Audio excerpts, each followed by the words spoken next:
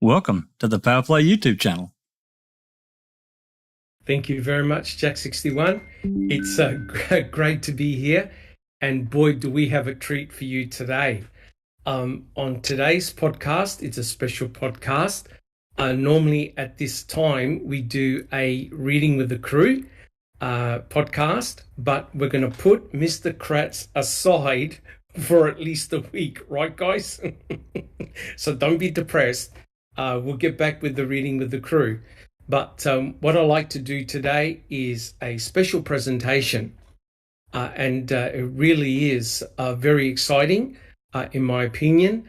It's about a new novel technique which I believe should make an incredible amount of progress in the murder of Teresa Halbach, who, of course, we dedicate this podcast to her and her family and her memories.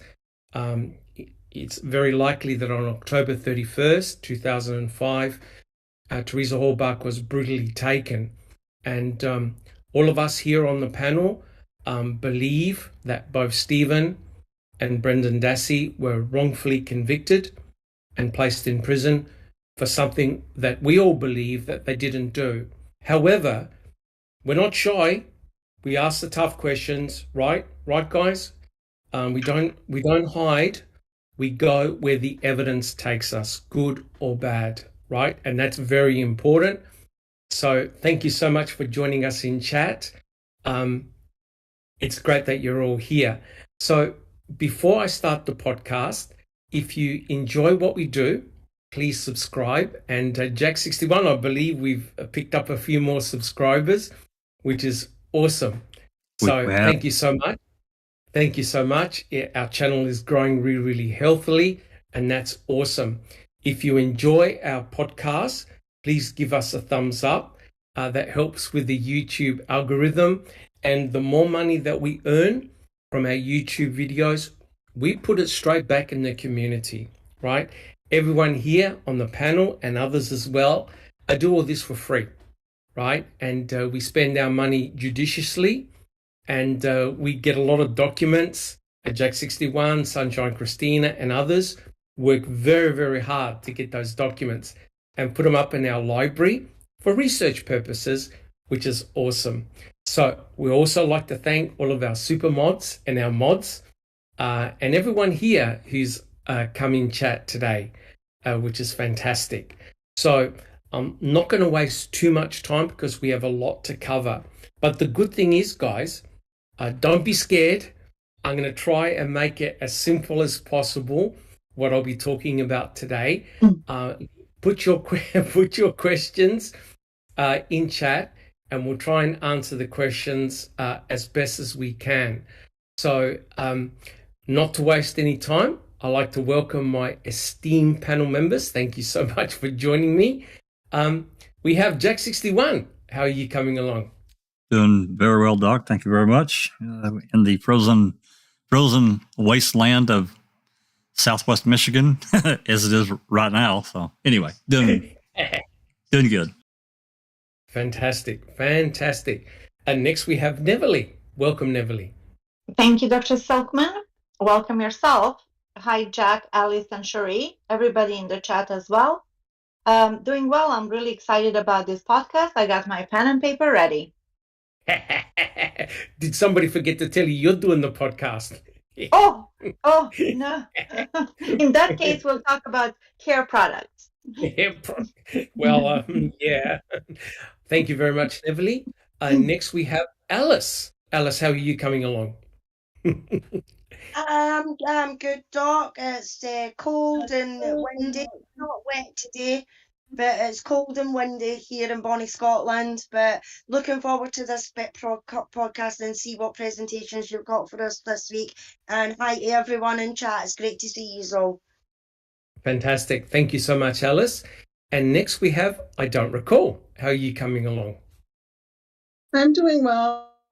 It's really cold here, but the temperature's climbing. Welcome everybody to a special edition, a lesson from Dr. Silkman on M-Vac. Thank you so much. I don't recall. And of course, I'm Dr. Silkman, and I'm from the Foul Play team, and I'm from Adelaide, South Australia. Thank you so much. And I'm so privileged to be part of the Foul Play team to give this presentation to everyone in the audience. So, Dr. guys, Silkman. Oh, yes. didn't mean to interrupt. Before we begin, can you please tell us your actual credentials? What is your education background? Okay. I know kind of a little bit about it, but I don't think that everybody knows the exact depth. Yeah. That normally I don't really talk about my credentials. I know. But you're very humble. For the new people here, essentially, I have a Bachelor of Science degree, majoring in biochemistry and also in genetics. I have a first-class honors degree in the Department of Biochemistry in molecular biology.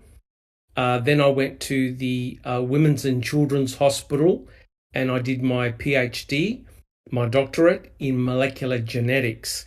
And the time I was doing my PhD is when all these discoveries about short tandem repeats were being made.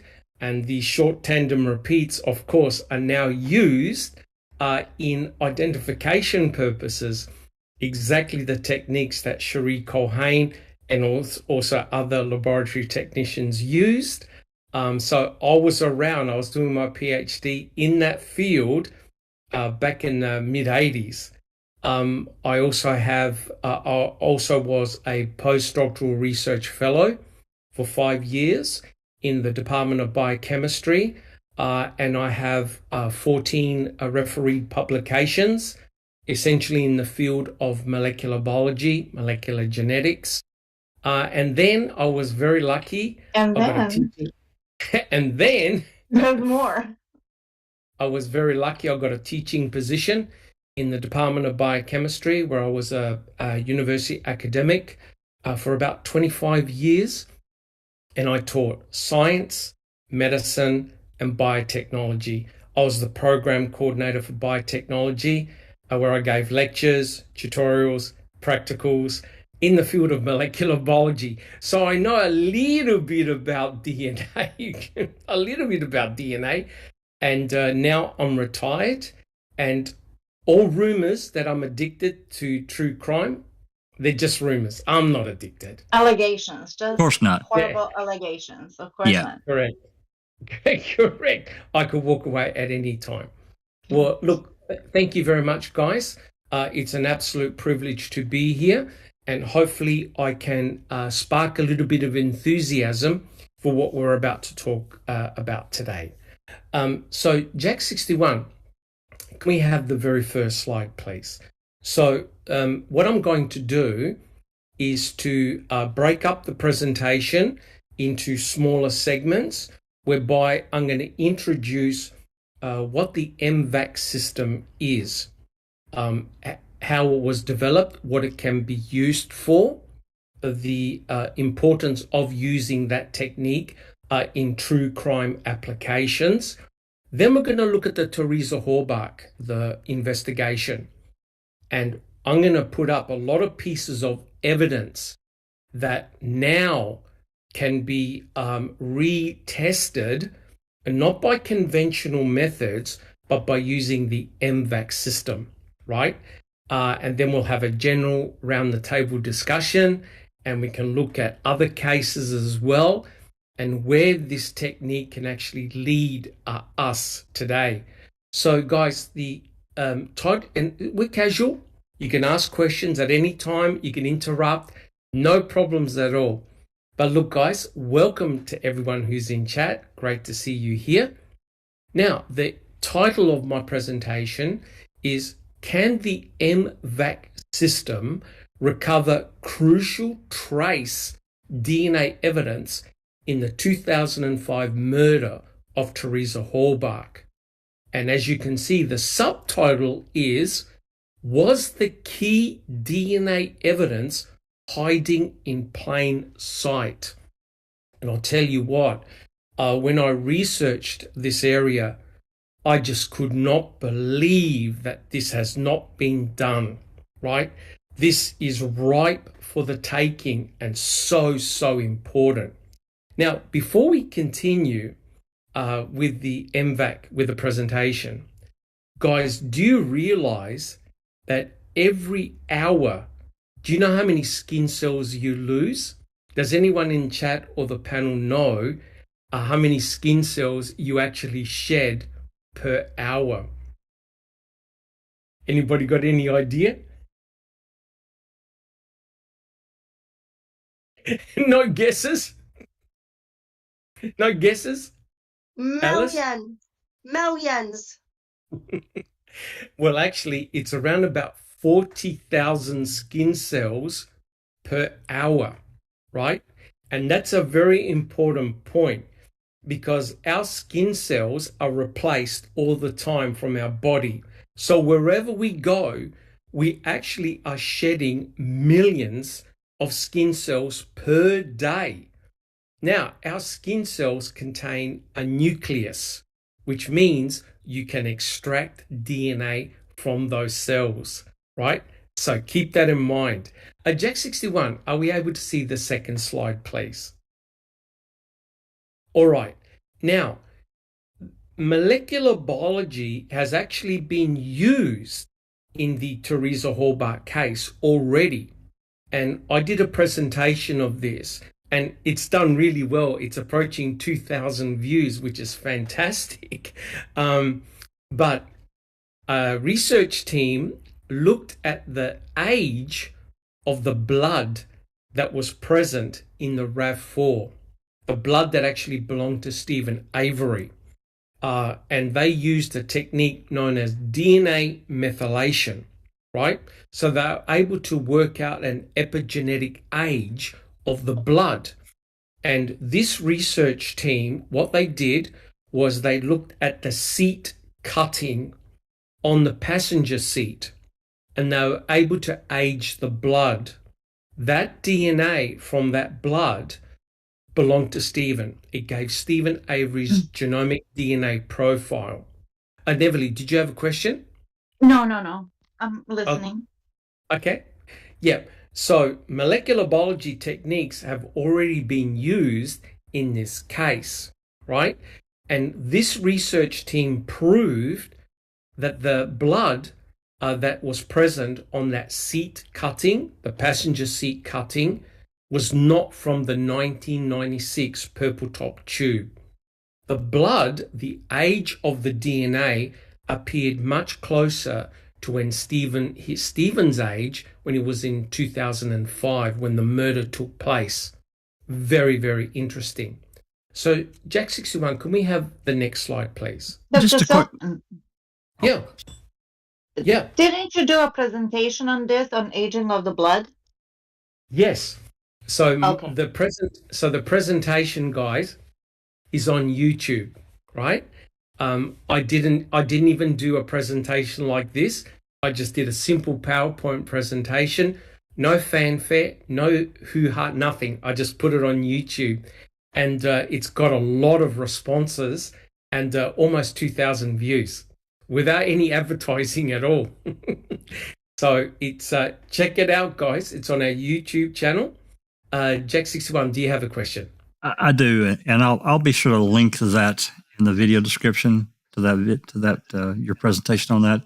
But before we move on away from this one, when we say age of blood, is there a plus or minus? I know this is a repeatable thing that these people have come up with, but is it a Yes. plus or minus in how old a blood sample is that is within reason? Correct. So what this research team did is that they looked at a lot of samples, and in actual fact, they did a mock crime scene. They got a RAV4, right? And they spotted blood from a lot of participants all over the RAV4. They then extracted the DNA and did a DNA methylation analysis.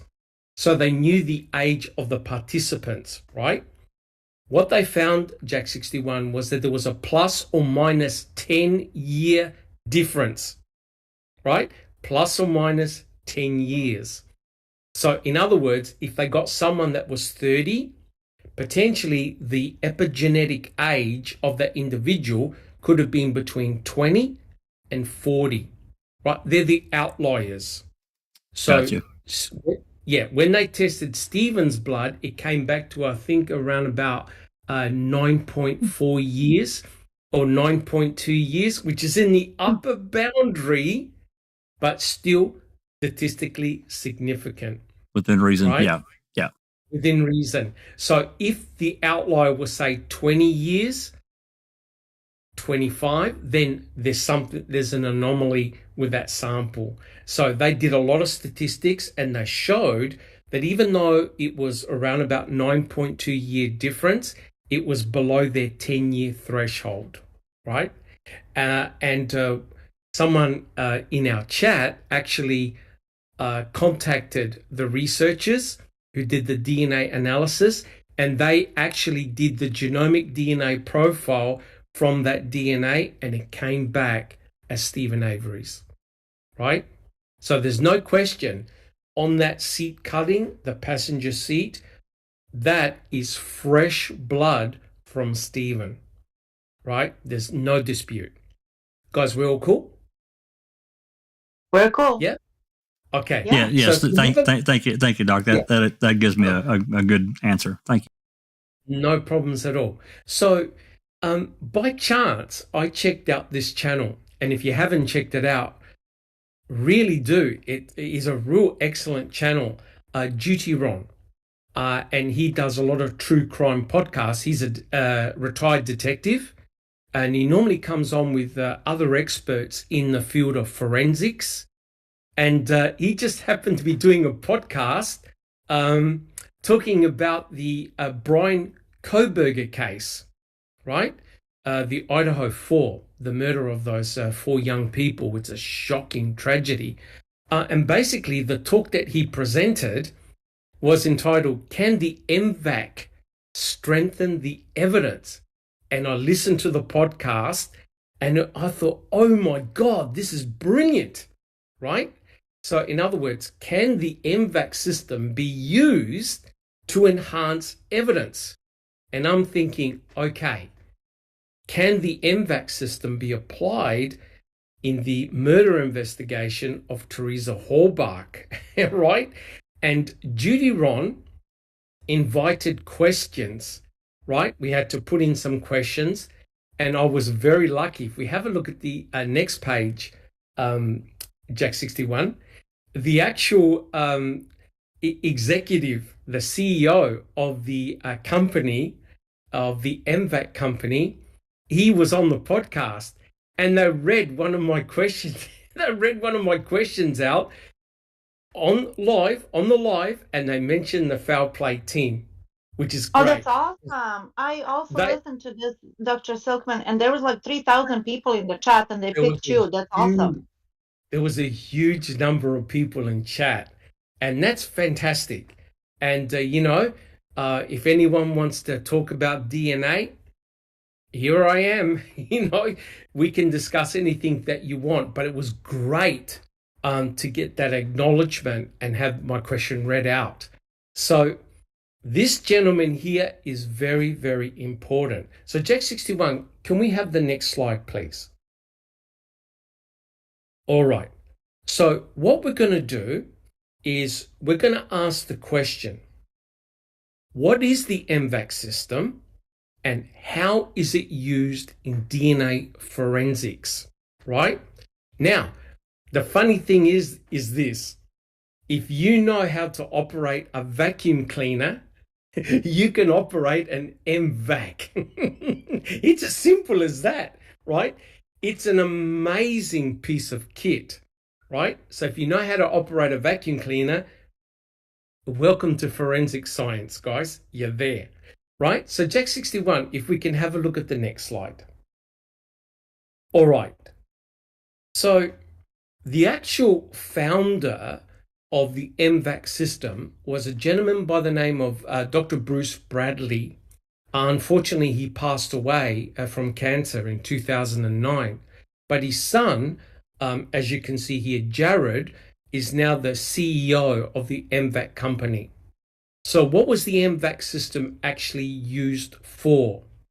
It was actually used in the 1990s. It was developed in the 1990s, and it was used to examine and detect food pathogens, such as bacteria. I'm not sure if you remember, guys, but in the 1990s at a fast food outlet, there was an outbreak of E. coli bacteria. And unfortunately, 6 children lost their lives because they became infected. I think it was chicken that was infected with the E. coli bacteria. And many, many children were sick. So Dr. Bruce Bradley developed this technique to examine food to see if he could detect pathogenic bacteria from them. An amazing technology. And now the M-Vac system has been modified to where we see it right now. And the M in M-Vac stands for microbial. Okay, microbial means it's detecting bacteria, right? So this gentleman here, he's now the CEO, Jared Bradley, and I believe that Jeff Jones actually interviewed him as well on a podcast, I think a year or two ago. I remember seeing it. Excellent podcast. Wait. Jackson, yes. Can you repeat what you just said? Jeff Jones did a podcast where he interviewed Jared. Oh, how cool is that? Yeah, awesome. And Jared has appeared on many different podcasts where he talks about the M-Vac system and what it can be used for. All right, can we have the next slide, Jack 61? So what is the M-Vac system, right? So here it is right over here, straight off the bat. This is the complete machine, right? Now, what you notice on top of the M-Vac system is a handle, which means that the M-Vac system is portable. You can bring it to a crime scene, right? That's very important. You can bring this machine to a crime scene, right? Imagine if they had this machine back in 2005, right? With the investigation of the murder of Teresa Halbach, it could have been very, very interesting, right? Now, this machine costs around about $45,000 US dollars, right? And yes, there are laboratories that have it in America and around the world, but unfortunately, for some unknown reason, it hasn't been universally adopted. In my opinion, every crime lab should have one of these machines, and I'll tell you why. I wonder why. Yeah, I wonder why it's not universally adopted. Because they may get DNA. They may get DNA they don't really want answers to. That's correct. That's 100% correct. So essentially, what forensic scientists do, and what Cherie Culhane did in the Teresa Halbach case, is that she used cotton swabs, right? She used nothing fantasy, but used cotton swabs. And I'll tell you right now that cotton swabs have a real bad habit of not being able to extract or pick up enough DNA at a crime scene, right?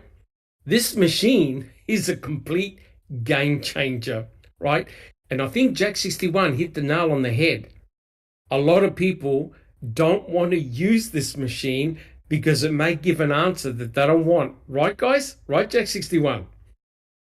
Well, in Manitowoc, yeah. Absolutely. Well, I mean, there are other departments too that, I mean, we've seen that are pretty shady. So yeah, I think it would be the same here in the UK as well, Jack. I don't think they'd want to use this because the simple fact is they wouldn't like the answers that they've got.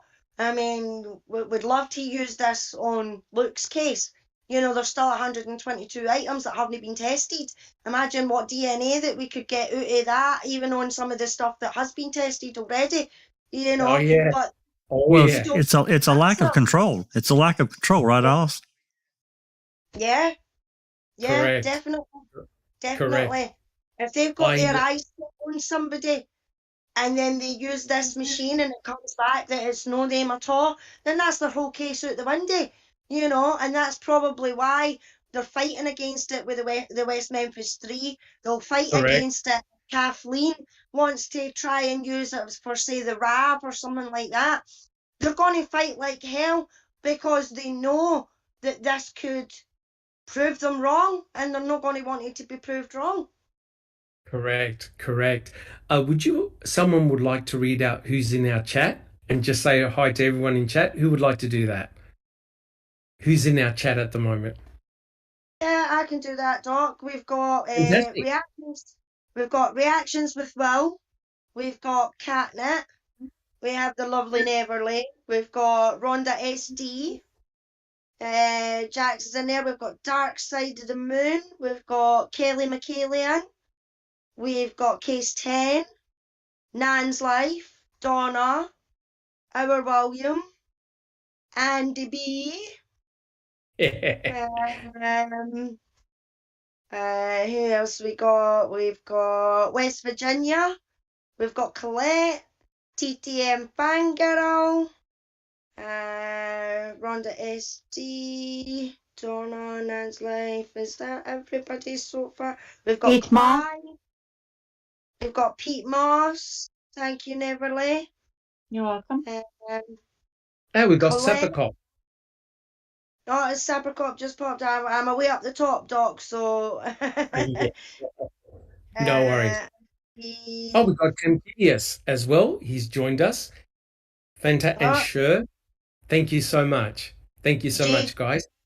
Yeah, we've got JD as well. So I think that's everybody so far, Doc. Awesome. And we got Tuko. He's joined us as well. Thank you so much, guys. Please don't be shy. Please place down your questions. Jack 61. So if we can have the next slide. So the machine, the M-Vac machine, is an all-encompassing machine. Everything that you need is included in that kit, right? And of course, there are consumables that you need to purchase as well. And if we have a look at the next slide, what we can see here is it goes to show how simple this technique is. We have an operator here, wearing gloves, of course, who's using the M-Vac system on cloth, right? And I'll tell you what, I think it's pretty obvious that the RAV4 is going to be a treasure trove for the M-Vac system, right? So it's a very, very simple system to utilize. But how does it actually work? Jack 61, if we can have the next slide, please. So you can see that that operator is using a special nozzle, and she can actually control the flow of solution that's going to an object. In this case, it's a shoe. You can turn the solution on and off, right? So I'll go into how the system actually works. But notice the beauty of the M-Vac system is that it can cover a big area. That's the critical thing about the M-Vac system. It can cover a larger area, whereas when you use a normal swab, it only will cover a tiny area. And one of the problems of using a swab is that you may leave material behind, right, guys? Or even worse, you may not pick up any material at all, even though... Yes, Neverly. I'm so sorry. You go ahead. I'm sorry for interrupting. You finish. No. So the question is, how does that extraction system work, right? That's the key critical thing, which we'll have a look in the next slide. Neverly, your question. My comment is that this is great news because we know that on there's porous and non-porous surfaces, and that it's much harder to extract something from a porous surface like a cloth. Correct. 100% correct. So here's one of the problems, right? in the RAV4, in Teresa's RAV4, there's a lot of fabric, right, guys? There's carpet, there are seats, there's small carpet pieces, there's upholstery. Trying to use swabs on those surfaces is almost an exercise in futility, right? Because scientists have shown that swabs are very ineffective at picking up DNA, trace amounts of DNA. Jack 61. Yeah, I'm thinking about item CX was, I think, a piece of concrete or a block or something from the quarry. Correct. Correct. And then in addition to this, now I'm just saying this as a side note, can you imagine using the M-Vac along with the rapid field test? Oh, yes, correct. Correct. 100% right? Correct. But I'll tell you what, guys, I reckon I've got a solution that can actually, the judges cannot say no to this, right? I know that the judges are giving Kathleen Zellner a hard time, but I think I've worked out a possible workaround to this, which we'll talk about in a second. So, how does that nozzle head, how does the extraction system actually work? Jack 61, if we can have the next slide. Now this... Just before you start, Doc, a couple of questions from chat. Tuku is saying, so it injects a small amount of solution at the same time and sucking it back up again. Yep, correct. So if you've ever used a carpet cleaner, a Bizzell carpet cleaner that's got a solution going through it to deep clean your carpets, welcome. You're a molecular biologist. You know how to use this machine. Alice, any more questions? Yeah, but Clive in chat says, if Teresa's RAV is still in evidence, untouched, why can't KZ get a court order from the federal court to force the state to give KZ access to the RAV? Right, 100% correct. And we'll cover all of that, trust me. But I think I've worked out a possible workaround. In which they can't say no. And we'll talk about it in a second. So guys, check this out. This is simplicity in itself. It's fantastic. So this is a cross section of the nozzle head. And what happens is you blast a sterile solution on a surface, right? And at the same time, when you blast that solution, you agitate the surface that you're blasting the solution on. If there are any cells which are deep within a crevice, you loosen them up, right? So if you try and take a swab, a cotton swab, you may not be able to reach inside deep crevices. Like Neverly said, a cloth or something like that, a rock, anything that's porous, the swab may not be able to reach deep down and get your sample of cells, right? This thing here blasts a jet of buffer and it agitates the surface. At the same time, guys, there's a vacuum that sucks the solution back up. So it's like deep cleaning your carpets, right? And that's exactly how it works. So as you move the nozzle head, you're collecting cells from the surface of that material, right? And it's brilliant for porous surfaces, right?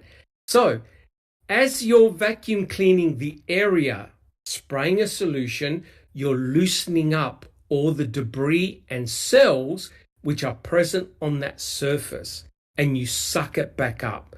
Guys, that's sheer genius. Neverly. I have a question. What is the solution? The buffer that you say?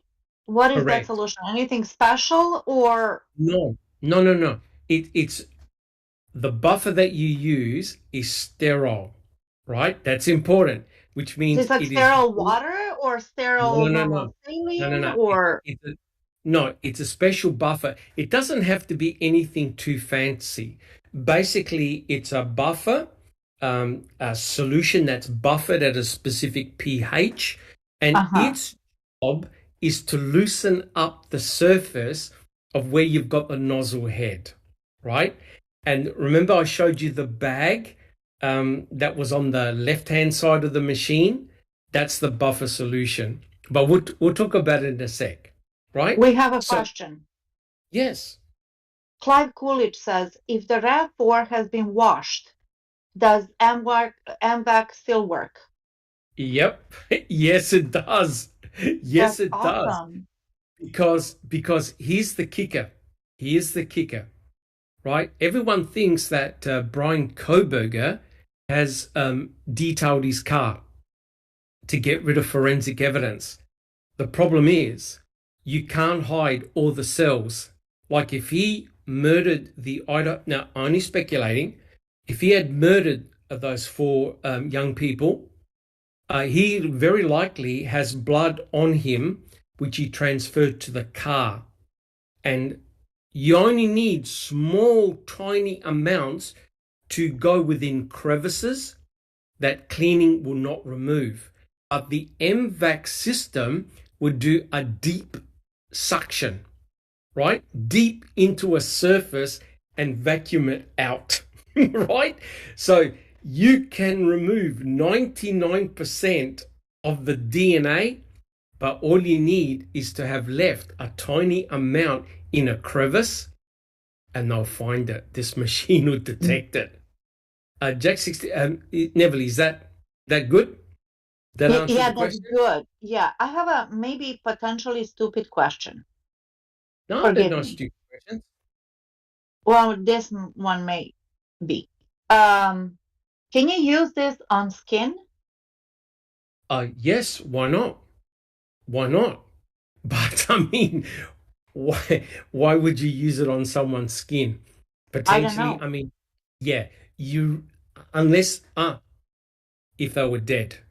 That's when you think about it, that makes a lot of sense, right? Someone who's been murdered at a crime scene, potentially you can use the M-Vac to see if there's someone's touch DNA on their skin or their clothing. There we go. Jack 61. Yes, Jack 61. Yeah, just as a Thank you. side note on the Idaho 4 murder, I mean, I think, anyone that's looked at it at all and understood what the coroner said, whoever left there would have been covered in blood. They would about had to be. No doubt. 100%, no doubt. And if you're following the Alex Murdoch case, so would he. He would have been covered in blood as well. Oh, my God. Yeah, that's a complete shocker. And what Clive asked about the bloody handprint on the back door. Don't worry, Clive, we'll cover all of that. We'll cover all of that. You betcha it can be used. No problems at all. So, guys, is everyone happy with that? So it's like a vacuum cleaner. Sprays a solution, agitates the surface, especially a porous surface, sucks up all the cells, right? So Jack 61, if we can have the next slide, please. So I think, Neville, this answers your question about the buffer. So if we look at this slide, this shows you how it works. Very, very quickly, you have a sterile solution, a buffer that's in a bag. And that's attached to the nozzle head, right? The operator has got a button, and this machine is like a vacuum. It's under vacuum. It pulls the solution back from the nozzle head into a collection bottle. How brilliant is that? So as you're going on top of a surface and agitating the surface, it picks up and collects the cells which contain your DNA, and it's sucked into a collection bottle. So you now have a collection of the surface that you've just vacuum cleaned in a collection bottle. Now, guys, check it out, right? This is no way is this comparable to a plain swab, right? Can you see the power of M-Vac? Yes. And simplicity at its best. It is incredible. Now, guys, if you've ever used a Bizzell carpet cleaner, I've had professional people come in and do my carpets, do my seats. At the end of the extraction, they show you the water that's being collected, right, guys? And it is black. It is dirty as hell. And you think to yourself, oh my God, I thought my lounge was clean. I thought my carpets were clean. No, no, no, no. These machines with a powerful vacuum go deep into the surface and extract everything. So imagine being able to extract DNA on a surface. This is an amazing piece of kit, right, guys? So, Jack 61, if we can have the next slide, please. So We have a question. Yeah, yes, Emily. How does it not water down the DNA though? Like the solution must be a special thing so that it doesn't interfere with the samples. Yep, don't worry, I'll explain it all. Okay. So as you can see, and that's an excellent question, you might have a tiny amount of cells which you vacuum clean up in a solution. And now you've got 50, 60, 100 mils of solution. Your cells have been completely diluted out. And you go, oh my God, how am I going to recover that DNA? But don't worry, there's a brilliant method to this. So as you can see, you've got the vacuum nozzle that vacuums a specific surface, like a car seat, right? Or a carpet in a car, right? And it collects the solution inside that container. Now remember, that is sterile, okay? It is sterile. It contains the sterile solution and the cells that you've just vacuumed up. Now, if we can have a look at the next slide, Jack 61. This is where the magic happens, right? So here's the question. If I've got that solution and I've got 100, 200 mils, how do I concentrate that solution down? Is that what you're asking, Everly? Yeah. Okay, so what they have is a filtration unit, right? They attach it. See that plastic line on the bottom? That's a vacuum pump. That's a vacuum line. And so all the operator does is pour the solution onto a filter. The solution goes through the filter, but the filter is a specific size that it captures the cells. Guys, is that brilliant or what? Is that brilliant or what? Wow. Makes perfect sense. Makes perfect sense. Yep. It's exactly. a filter. Yep. So all the rubbish goes straight through. Your precious cells remain on that filter. So what a scientist does then is they take the filter and they extract the DNA from that filter. Once they've extracted genomic DNA, they then do a PCR analysis, standard PCR analysis, and they get a profile of a potential suspect or suspects. Now, guys, you have to agree, what a brilliant system. Wow. Right? So basically, once it comes to the filter, forgive me for interrupting, then it becomes a standardized protocol, right? You do the Correct. PCR. Yeah, okay. Correct. It's a standard protocol. Now, before someone asks, every time you vacuum a new area, you need a new nozzle head and collection tube. Guys, we're cool? So that way and a new filter. Yeah. Yes. So you don't get cross-contamination. I wonder how much it costs. Well, the whole unit costs 45 grand, but each of those components will cost much less. You buy them in packs of 10. So a forensic DNA laboratory, if they go out in the field, they'll probably have 10 or 20 of these nozzles and devices, right? And they're disposable, they're plastic. Easy. And the machine does the whole lot. So you don't need a new machine. So if you got 10 surfaces that you want to test, you use 10 of these devices. So there's no cross-contamination. Cross-contamination. Okay, that makes sense. Jack 61.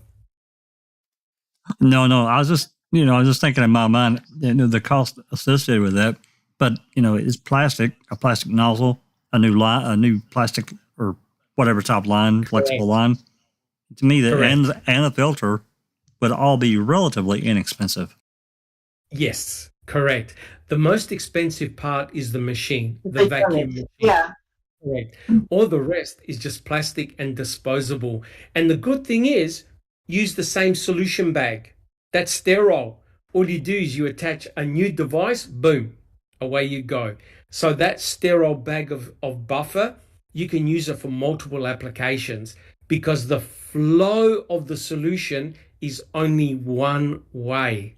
Right, guys? So you never contaminate the buffer. You never contaminate the buffer. All right. So Jack 61, can we have the next slide, please? So it's like an IV tubing. It just goes in one way. Yeah. Okay. One direction. Now, this is truly remarkable. This is a very, very sad case in which a lady by the name of Crystal was murdered.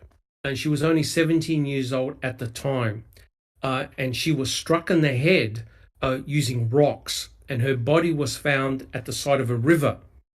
And when the investigators discovered her body on December the 15th, 1995, they found the rocks, the bloodied rocks next to her. It's obvious that the rocks, they were granite. Imagine being struck in the head with those rocks. It killed her. The rocks had blood on them. But unfortunately, back then, when they did the use of swabs, they could not get enough DNA. The yields of the DNA from the rocks was so low, they could not develop a profile. So they never were able to apprehend the killer, right? This is back in 1995. This was a cold case, right? Terrible case. Jack 61, can we have the next slide, please? So using conventional swabs, like Cherie Colhane used in the murder investigation of Teresa Horbach, were totally insufficient. They could not get enough DNA from the rocks. Well, enter M-Vac. Now, what occurred in 2013, they said, okay, why don't we see if we can extract DNA from the granite rock, right? From a rock. And that rock was sitting probably in water, right? Amazing. But here's the important thing, guys. And this is something that really makes me angry. In this cold case, look what they did. The detectives preserved the forensic evidence. They kept the rocks for nearly 20 years. Wow. They kept the rock. And what did the state of Wisconsin do to the cremains? What did they do? They gave them away. They had a big giveaway party in 2011. They gave them away. Imagine if these detectives threw away the rocks. So in 2013, I said, okay, let's try the evidence. Let's see if we can extract anything useful from these rocks. And notice they used the M-Vac system to cover the rocks. And because you got a spray under high pressure, the spray went inside the crevices of the rock and sucked up cells. Jack 61, can we have a look at the next slide, please? Wow, so, who would have thought to keep a rock? No one would have thought about keeping these rocks. Lo and behold, the investigators were able to extract 21 nanograms of DNA from a rock. Now, you might think, oh, come on, Dr. Silkman, what's a nanogram? A nanogram is a billionth of a gram. A billionth of a gram. That is how unbelievably powerful M-Vac is. It was able to extract 21 nanograms of DNA from a granite rock.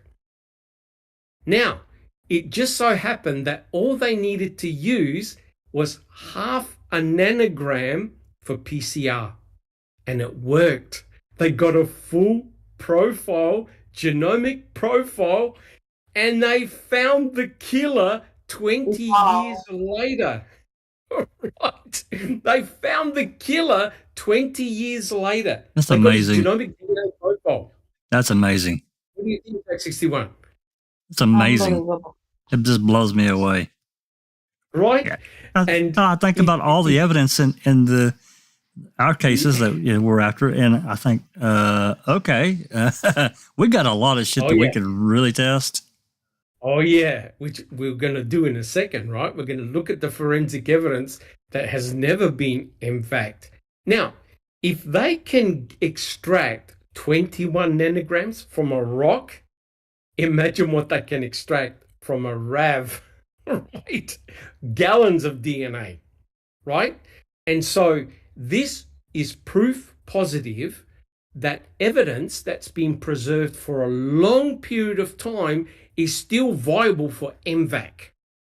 So the state of Wisconsin can't say, the forensic evidence is too old. Nonsense. It can still be used to find answers, right? And I bet you this monster who got pinged for killing this young lady never in his wildest dreams ever would have thought he was going to get caught. But they found him. And that's staggering. Neverly, do you have a question? No, Dr. Silkman. Thank you. Okay. So, Jack 61, can we have a look at the next slide, please? So, now, hopefully everyone knows how the M-Vac system works. It's simple, it's elegant, and it works. It really does work, right? So, the big question is now, all right, can the M-Vac system recover crucial trace DNA evidence in the 2005 murder of Teresa Halbach? Now, if it worked for Crystal and they were able to extract DNA from a rock that had been sitting out in the open with water, wind, you name it, then I'll tell you right now, the RAV4 and other forensic evidence is going to be a treasure trove. Does everyone agree, guys? Oh, absolutely. So imagine that a rock being in the water for an extended period of time, how diluted the trace DNA was on that rock. Correct. Unbelievable. Correct. But guys, think about it. Because the rock is porous, it held onto the cells. It captured and held onto the cells. They didn't float away. They got embedded in the rock. And the M-Vac had extracted that DNA from a rock. Jack 61. Yeah, and I'm not going to let anything out of the bag, but because I've seen the slides, but there's a lot of items coming up that you're going to showcase of where DNA can be pulled. It's really good. Yeah. Oh, yeah. Absolutely unbelievable. And I know it sounds funny, but when I was doing lectures for the biotechnology students, these are the type of techniques that we would discuss and talk about, right? Because they're very, very powerful tools for crime fighting, right? So now, if we have a look at the next slide, Jack 61, this is where the state of Wisconsin needs to get worried big time, right? Big time. So what scientists did is they looked at various surfaces and they compared the M-Vac with conventional cotton swabs. And have a look at this. The blue bars indicate the amount of DNA extracted from a car seat, different parts of a car seat, the carpet of a car, the trunk liner of a car, and a trunk mat of a car. Right, Jack 61? Are you thinking RAV4 or are you thinking RAV4? Right? So Oh my God, it yes, goes- a RAV4 would be oh my God, there's so many places. so guys, think about it. Scientifically, it's been proven that the M-Vac extracts a huge amount of DNA compared to a swab. So when Sharika Hain goes, oh, I swabbed the surface and I couldn't get anything. Well, duh, right? This shows experimentally that swabs are hopeless on certain surfaces, especially, as Neverly alluded to, porous surfaces. The M-Vac does a deep extraction, especially on things like fabric and carpets. And that's exactly what the RAV4 is made up of, right? So it's the perfect tool that can be used to examine forensic evidence in the murder of Teresa Halbach. Now, I want to make a preference here. You got to understand, and this is important, guys, especially for those in chat and on the panel. M-Vac, there's no hiding from M-Vac. If Stephen and Brendan had committed this crime, M-Vac is going to expose it. Right, guys? You're not going to be able to hide it. Right? The only thing that's in that RAV4 is 6 drops of blood and blood flakes belonging to one person, Stephen. On the hood latch, we have only Stephen's DNA. Nothing else. If Brendan Dassey was in that RAV4, right, the M-Vac will find his DNA. The M-Vac will find Stephen Avery's DNA all over that RAV4. Right, guys? There's no hiding from the M-Vac. Jack 61. Yeah, and I don't know if they preserved it or not, but there are pieces stacked on and around the RAV4 that could potentially have touched DNA. Not saying they do. 100% correct. 100% correct. You're very observant, Jack 61. So here's the proviso. Whoever tests that RAV and the other forensic items has to tell Brendan, has to tell Stephen, you will not be able to explain what your DNA is doing in all these additional places. Correct, guys? Correct. Let's test it. Yes. I'm sure Alice. Stephen would agree. Yep. Alice. Yeah, well, I mean, I think we can stop talking about the DNA and that now, because TTM Fangirl, hi TTM, she solved the case for us, especially the Stephen cleaning up. She says, wait, Stephen must have had an M-Vac when he cleaned his entire trailer. That's got to be it. So, you know, that's Don't worry. it. We don't need to talk about Stephen cleaned up and everything like that. TT's found the answer. Don't worry. We're going to M-Vac his M-Vac. Don't worry. I've got that covered as well. We're going to M-Vac his M-Vac. Right. Yeah. So, sorry, Doc. We've had a few other people join us in chat since we've been on. We've got TJ, who's joined us. Hi, TJ. We've got Mark Kaz, who's joined us for a live again. Who else did we have? We had Passive Bear was in. Jinxie was in. Hughes joined us as well. Mo's call. And Moss Call, he's joined us.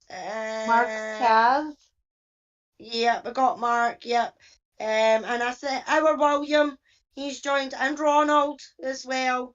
Awesome. He joined us. So thank you very much, everyone, for being here.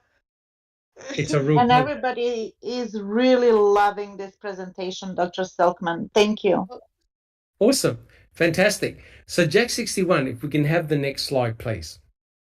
So here, this here is an iconic image. It's Teresa Halbach, who was tragically taken likely on October the 31st, 2005, and she's standing in front of her RAV4.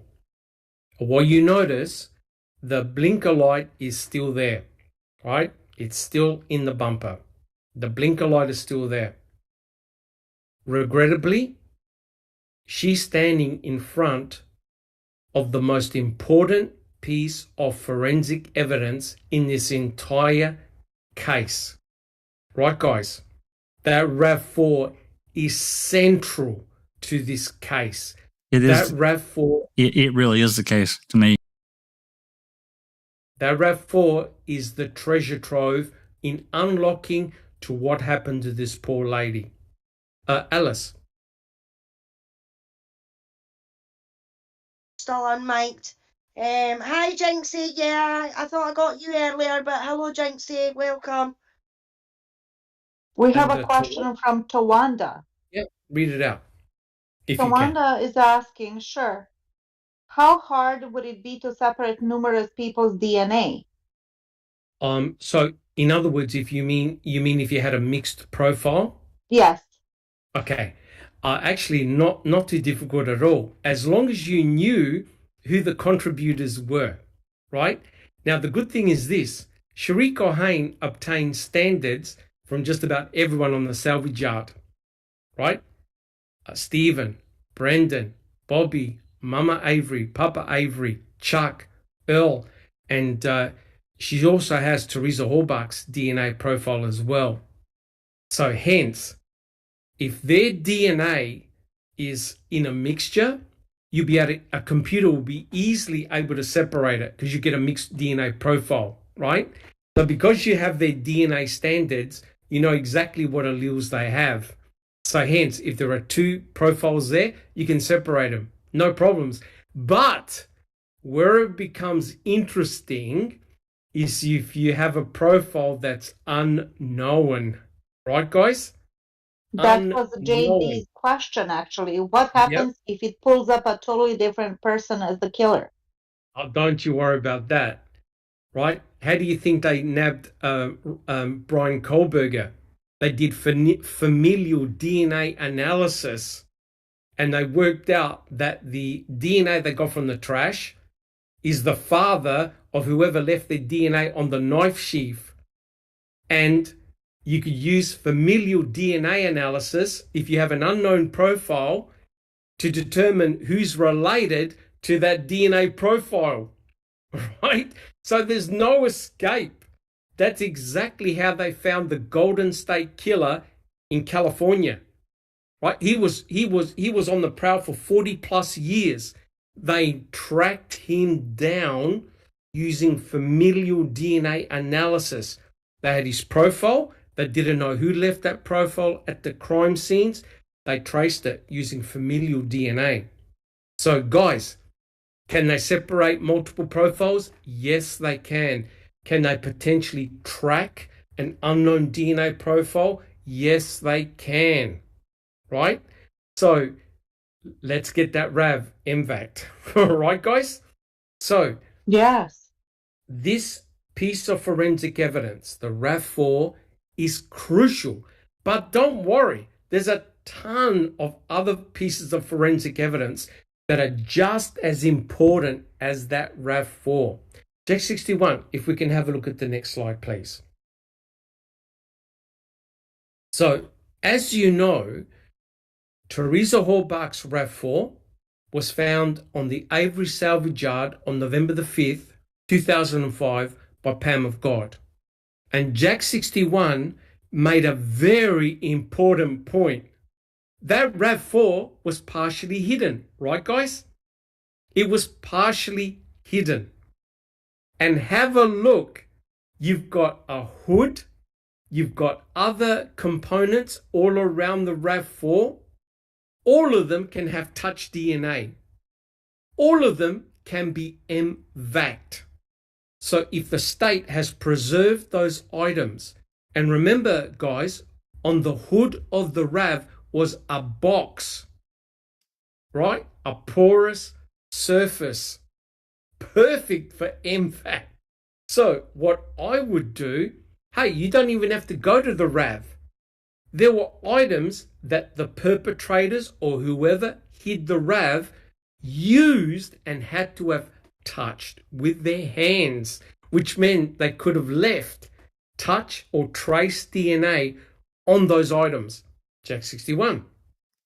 Yeah, there were some other items too. I don't know what they were, but that I remember reading that were on top of the RAV as well. And I was thinking about that box you mentioned, but there was some like parts and so forth that were like on top of the RAV. They're not in this photo, but I do remember reading about it. Correct. So any item that got placed around the RAV is potential for M-Vac, right? So something like a metallic surface is rough and has got grooves in it. Those things weigh a lot.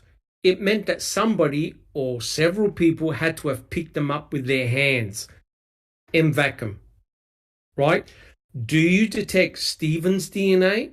Do you detect Brendan Dassey's DNA? Do you detect somebody else's DNA? See if you can extract a profile from those objects. What do you reckon, guys? Good idea or bad idea? Oh, I think it's an excellent idea personally. That's me. Yeah, go for it. Yeah. It's a start, right? It's a start. You've got all these. Alice.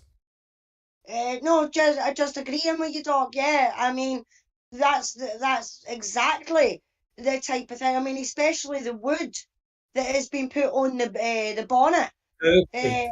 Perfect. The wood. Exactly. Can you imagine the amount of skin cells that has came off if the person didn't have gloves on? That is, you know, the M-Vac would be able to pick that up, no bother. No problems at all. So, guys, we haven't even entered the RAV. We can already use M-Vac on all the objects that came in close proximity to the RAV4 because someone put them there. Sorry, Doc, put them there. John William Falk Jr., who's joined us in chat, he says, welcome. Hey guys, look at the bottom of the back door at the running board. It appears damaged. Is there a photo of the one at the crime lab to compare? We'll have a look. I'll see if we've got those pictures. But remember, when they took the RAV4 to the crime lab, they inspected it inside and outside, and the only photos we got are what the crime lab took, right? Apart from these photos that were done on the Avery salvage site. So already, guys, we can start asking questions. If you find profiles on those objects and you don't know who they belong to, you can run them through CODIS. You can also run them through familial DNA analysis and eventually track who those individuals are. Now, it could be totally non-nefarious. It could have been someone who went through the salvage yard, touched a certain item. You can eliminate them. What you want are constant profiles that come up all the time, right, guys?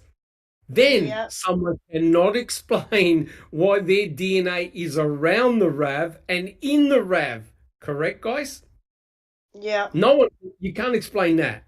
You're going to be in trouble, right? Yeah, definitely. Yeah. Katie did it in chat. Says, I want to see the M-Vac results from the carpet where the bloody tool was photographed. Yeah, exactly. Even that itself, you know. Yep. Oh, yeah. Don't worry. We'll get to that. So we haven't even entered into the RAV. There are many objects that can be M-Vac and tested. Jack 61, can we have the next slide, please? All right. Now, you know that Stephen's blood was found inside the RAV. It meant that Stephen had to have entered into the RAV. Right, guys? Correct or not correct? Well, that's what they're saying. Yeah, Stephen, if the state's case is correct and Stephen's blood is in the RAV, he had to have entered into the RAV, which means that Stephen had to have opened the door and then opened the door to get out. have a look at the door. It's got fabric right around where the door handle is. It's got those 2 buttons or 2 levers that you have to open to get out of the door. If you touch any of that fabric, it means that very likely you've left your DNA on that fabric. Guys, do you agree? Jack 61. Yeah, absolutely. And this is where we get into this crazy gloves on, gloves off, gloves on, gloves off bullshit.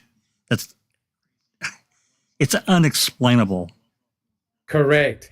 And that's what Buting argued, right? But if Stephen has got blood drops in the RAV4, he couldn't have been wearing gloves, right? He can't be wearing gloves if he dropped 6 drops of blood and blood flakes in the RAV4. So you're thinking, all right, if Stephen really did enter into the RAV and exit the RAV, he had to have touched those doors. There is fabric on those doors. That car belonged to Teresa Horbach. They found her touch DNA on the inner driver's side door handle. Her touch DNA. But wait a minute. The state is alleging that Stephen entered into the RAV and exited the RAV. His DNA should be there, right? Are you going to be suspicious if you don't find his DNA on that door? Anywhere on that door? Yes or no?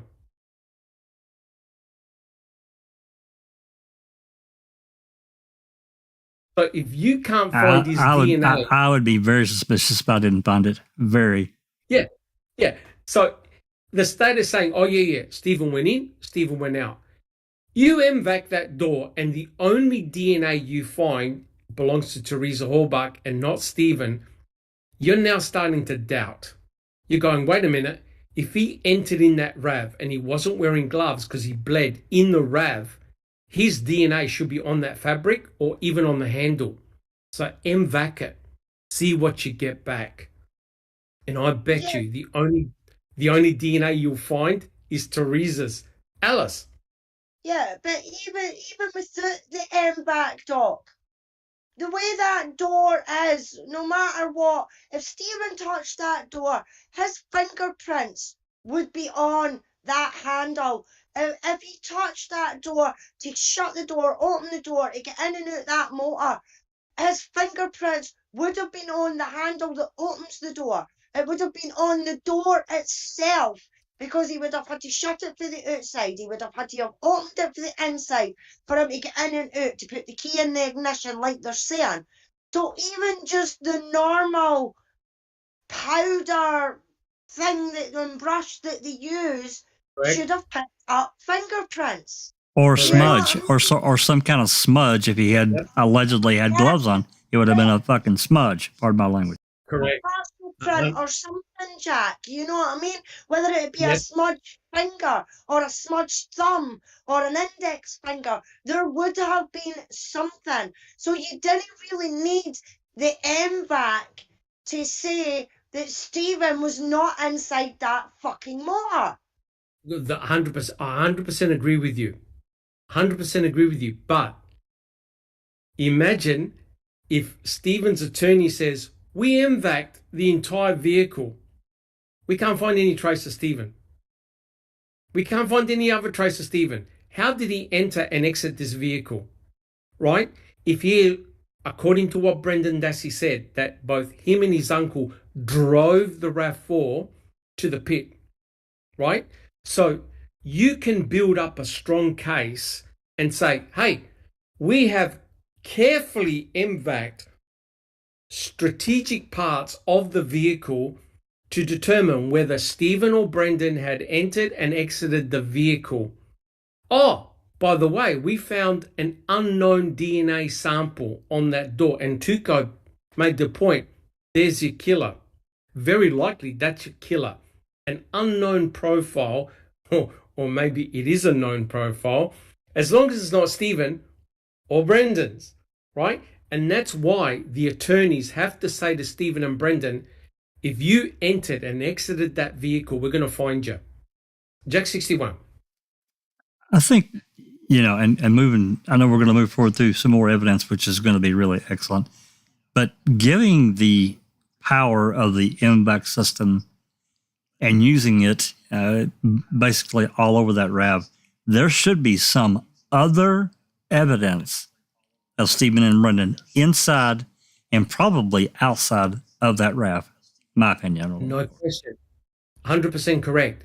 But can you see how now the M-Vac, you can't hide from the M-Vac? That's right. If you use the cotton swab, scientific experiments show that cotton swabs are almost useless in extracting DNA from certain surfaces. And remember, guys, what did Cherie Culhane say? I only look for a red stain and then I test it. I do a presumptive test. So she has not completely swabbed that RAV. But even in that, she was inconsistent because she didn't see shit on Atom FL on the bullet fragment, and she did it anyway. Or the key. That's right. Or the hood lab. That's right. Correct. 100% correct. But now the M-Vac can say, okay, let's see whose DNA is on these surfaces. If you're saying that Stephen and Brendan entered and exited that RAV, we should expect to find their DNA everywhere.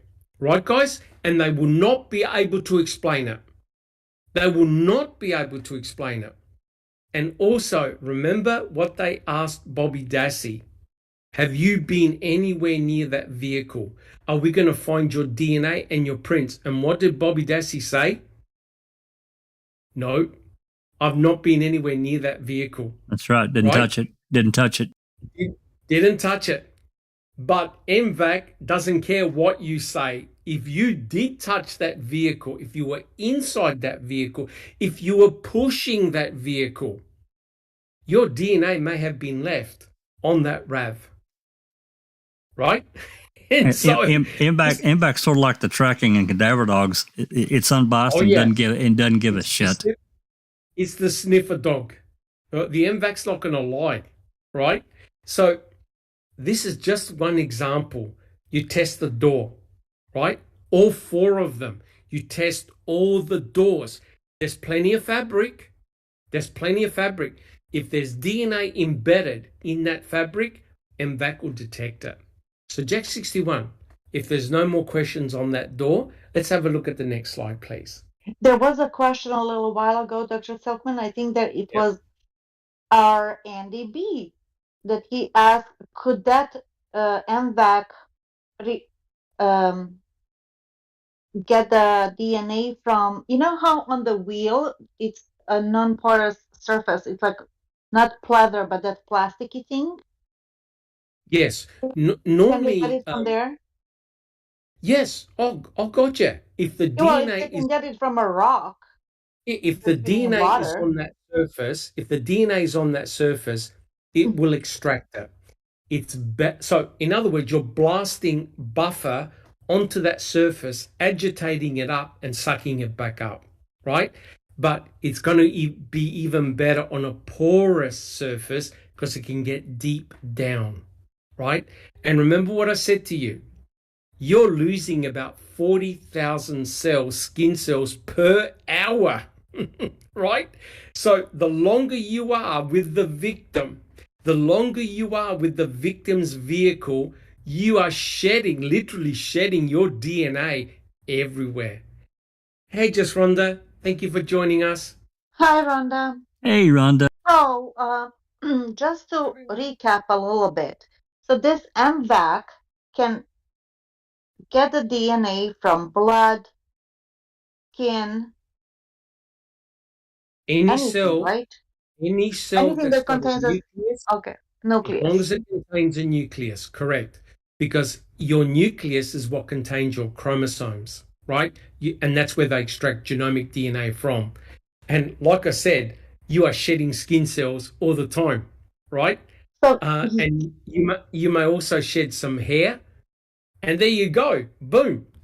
Yeah. And remember how they said they didn't find much of Teresa's DNA in the car? Correct. And so her DNA, she owns the vehicle. Her DNA will be absolutely everywhere. Jack 61. Yeah, John William Falk Jr. had a question a little ways up, but I'll ask anyway so we can answer it. He says, when S.A. was taken to the hospital and they swabbed his groin, I wonder if they took blood first. And to answer that question, yeah, I was going to let Doc answer that question. Oh, sorry, Jack 61. Sorry. No. You go ahead. Yeah, we actually found the sheet, the contact sheet, where he was at the hospital at Aurora. No blood was taken. It wasn't ticked. The only thing that was a buccal swab. And of course, they did groin swabs as well, which they weren't meant to. Right? That wasn't on the search warrant. So no blood, as far as we're aware, was taken from Stephen. Only buccal swabs were. Thank you, Jack 61. Thank you. So if we have a look at this slide over here. Now, Brendan Dassey said that both him and his uncle drove the vehicle to the pit area. Now, all you got to do is step in your own car and drive and write down all the surfaces that you would touch just to drive a car. So you can see that M-Vac will be perfect to take a sample from the steering wheel. The steering wheel's got crevices. Have a look at where the horn is. M-Vac that region there. M-Vac the gear shift lever, right? M-Vac it. The handbrake, around the ignition switch, anywhere where you would touch the surface. So if Stephen drove that car, the RAV4, Teresa's RAV4, his DNA will be everywhere. Guys, do you agree? Yes Agree. or no? Yes. The M-Vac will light it up. You can't hide from there. If he was in that vehicle, shedding skin, touching surfaces, leaving touch DNA, the M-Vac will grab it. The more porous a surface is, the more DNA you can extract, right? So Sharik O'Hain was not able to show anything. Nothing else came up positive, only near the ignition switch. And that's completely bizarre, because if Stephen bled in the RAV4, that means he wasn't wearing gloves, which means he's touching things with his bare hands. He'll be leaving, as Alice said, fingerprints, DNA. It should light up like a Christmas tree. And Everly. Yes. No Do question. you have a question? No, Alice. no question. Thank you. Alice. House in chat is hi Anthony. He says, whose hair was seen in the RAV? There is a hair visible. We actually don't know. I don't believe Sharik O'Hain ever tested the hair. And I remember seeing a hair in a hair vent, in an air vent. I don't believe they ever tested it. Would you be surprised if it was from Teresa? No. But again, they never tested it. Right? So we do not know whose hair that actually was. Again, very, very sloppy forensic work. But quite clearly, even in the act of sitting in your car, you should be leaving DNA everywhere. M-Vac it, check it, see if it comes up with Stephen or somebody else. Jack 61, can we have the next slide, please? So you can see, just looking at these pictures of the RAV, there's a ton of surfaces that you can M-Vac, but the one that piqued my interest, and I think someone in chat already said it, hey, wait a minute, there are fingerprints on the car, on the spare tire cover, right? They're smeared, but it means that somebody had touched the back of the cover and no doubt would have left their DNA on that cover. Now, what did Tom Sawinski say? Jack 61, what did Tom Sawinski say he saw? He saw two individuals pushing that RAV down Avery Road. Now, having handprints, fingerprints on that back wheel, is that supportive in a way of what Tom Sawinski said he saw? It absolutely is. And, I'd like to just tell this brief little side story, if you don't mind, Doc, about that spare tire cover, because it's my pet peeve. Okay, so they get this spare tire. Now, understand, for those that don't know, the Wisconsin Crime Lab had a pile of evidence that they had collected yada, yada, yada. And they had it for months. And so in May of 2006, there was a return of evidence back to Calumet County, the spare tire cover being one of them. And this was like May 23rd or 4th. It's one of the two, somewhere around in there. Anyway, so everything that gets brought back from the crime lab, it gets another property tag number from Calumet County because it had the Wisconsin crime lab tag number. So, but they needed their own tag number. Each department and so forth has their own tracking. So anyway, the spare tire cover, it didn't get a tag. And at some point, it was collected by Investigator Wiegert. He took it home. Well, he did something with it because he turns the son of a bitch in on June 30th, 35 days later. He turns it in to Jeremy Hawkins. It's in the CASO report. So correct. What was he doing with it? Is it even the same cover that was returned from the crime lab? I have a real problem with it because there's no report as to what he did. Anyway, I just wanted to spell that out for the new people.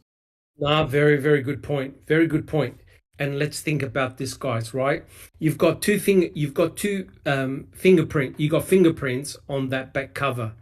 You've also got A23 on the back door, right? Fingerprint and blood and DNA that belongs to, we don't even know who it belongs to. And oh my God, what do they do? Mark Wiegert takes the spare tire cover home. Are you kidding me or what? It goes to show what a Keystone Cop investigation this was, right? So if we look at the RAV, and Jack 61 has made this point many times, there's a flashcard. There's a flashcard there. M-Vac it. See whose DNA is on there. Don't worry about a swab. M-Vac it. Get some deep information that's on that flashcard. Who left their DNA there? And notice, you've got plastic surfaces. You've got carpet, which will be perfect for M-Vac, right? Is the killer's DNA there? Is Stephen's DNA there? Is Brendan Dassey's DNA there? Remember what the state said? The state said that they picked up Teresa Hallbach and put it in the back of her own RAV, which means that both Stephen and Brendan, according to the state, were right at the back door of the RAV. So their DNA should be absolutely everywhere. M-Vac it. Whose DNA is there? And if you notice, right on the lower corner, on the right-hand side, you've got the infamous blinker light, right, Jack 61? And if you have a look at that blinker light, and if you explode it, make it a little bit bigger, you'll notice a dark mark on the light, right? A dark brown stain on that light. Now, in the evidence today, do we see that mark on that light? In the crime scene photos of that blinker light, is that mark there? Yes or no? No, they wiped it. It isn't. It's gone. It's gone. In my book, that's called evidence tampering, right, guys? Right? Now, the thing is, does the state want to give the blinker light to Kathleen Zellner? No. No. No. I wonder why. All right, Jack 61. Can we have a look at the next slide, please? So, is everyone happy so far with the presentation?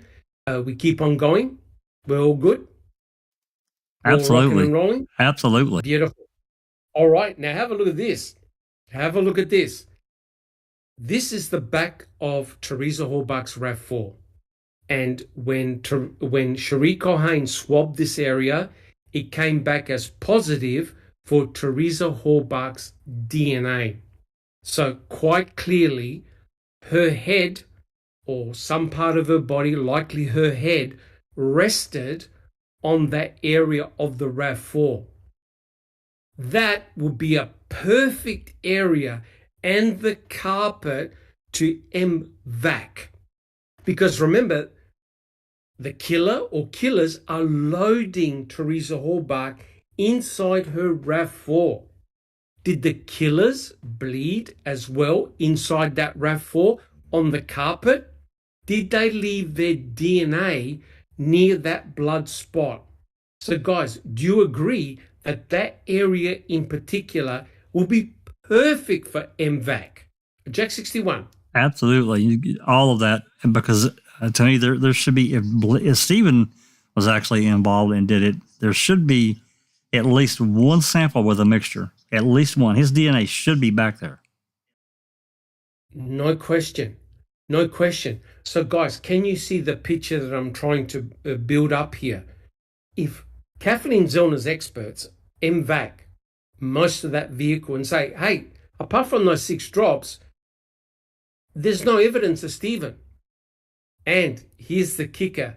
If Laura Nyrider and Steve Drizzen now command the RAV4 and the evidence to say, you want to put my client in that RAV4 next to the victim, I M-Vac the entire car. There is no evidence that my client has ever been in the victim's vehicle. Why is he in prison? Damn it. Because Laura Nyrider and Stephen Drizzen has never got access to the RAV4 and the forensic evidence, right? So why not put in a claim to say, I'm going to prove that my client was never near that RAV. Now, a lot of guilters are saying, well, come on. Where's the evidence that Bobby Dassey did A, B, C, D? Well, if you M-Vac the RAV and there's no DNA belonging to Bobby Dassey, everyone will say, told you, he wasn't near the RAV. Then if you're going to use that as a legitimate argument why Bobby Dassey never did anything nefarious, and we're not saying he did, then the same argument can be set for Brendan Dassey. That kid never did a thing, and he's been in prison since he was 16 years old, right? Do you see what I'm trying to get here, guys? Nyrider and Drizzen should definitely command the forensic evidence and get it M-Vac'd and prove that their client was nowhere near the RAV. Absolutely. Absolutely, Doc. I 100% agree. Just to remind everybody what Kratz said, that only one person and one person only did this crime, killed Teresa. Hence Brandon in prison, right? 100% correct. You've got 2 murder trials, same victim, 2 different murder scenarios. Well, Mr. Kratz, with M-Vac, we can finally answer your bullshit scenarios. Right, guys? Exactly. Sorry for swearing. But the M-Vac should definitely build up a picture that the state cannot support. Right? Think about it. Every time you go inside that RAV, there's a good chance you're going to leave forensic evidence of yourself in that RAV4, right? Because you shed skin, you're touching stuff, you got touch DNA. The state is saying that Brendan Dassey and Stephen Avery killed Teresa Halbach and loaded her in the RAV. Brendan Dassey said, oh yeah, me and my uncle drove the RAV to the pit, which means that front of the RAV, wherever Brendan Dassey and Stephen Avery sat, should light up like a Christmas tree. You can't hide it from the M-Vac. If their DNA is there, it'll light up. Alice. Yeah, exactly, Doc. And that's why I think it's never going to happen in Wisconsin, because they know how quick forensic DNA testing is progressing, and all the years that they've had since they've started doing it. You know, when Stephen got convicted in '85, it wasn't really known or anything like that, and then in 2003 it was a lot further on, and he got set free on 1 pubic hair. You know, and now we're in 2023.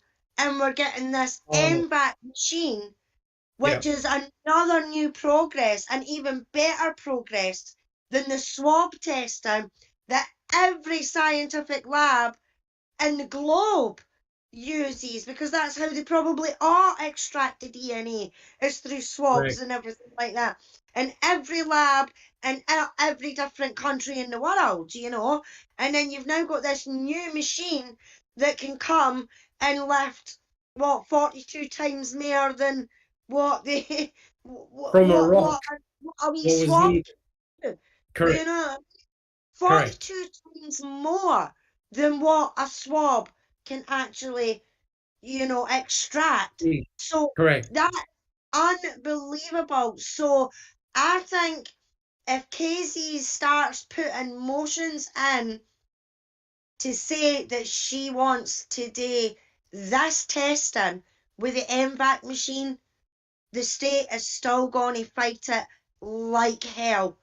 However, they don't have an issue if Ryder and Drizzen put in a request for the forensic evidence, because they never have, right? They're going for for the governor to release him, right? To release Brendan. But I tell you what, I would put pressure on the state and say, right, we've never done any forensic tests.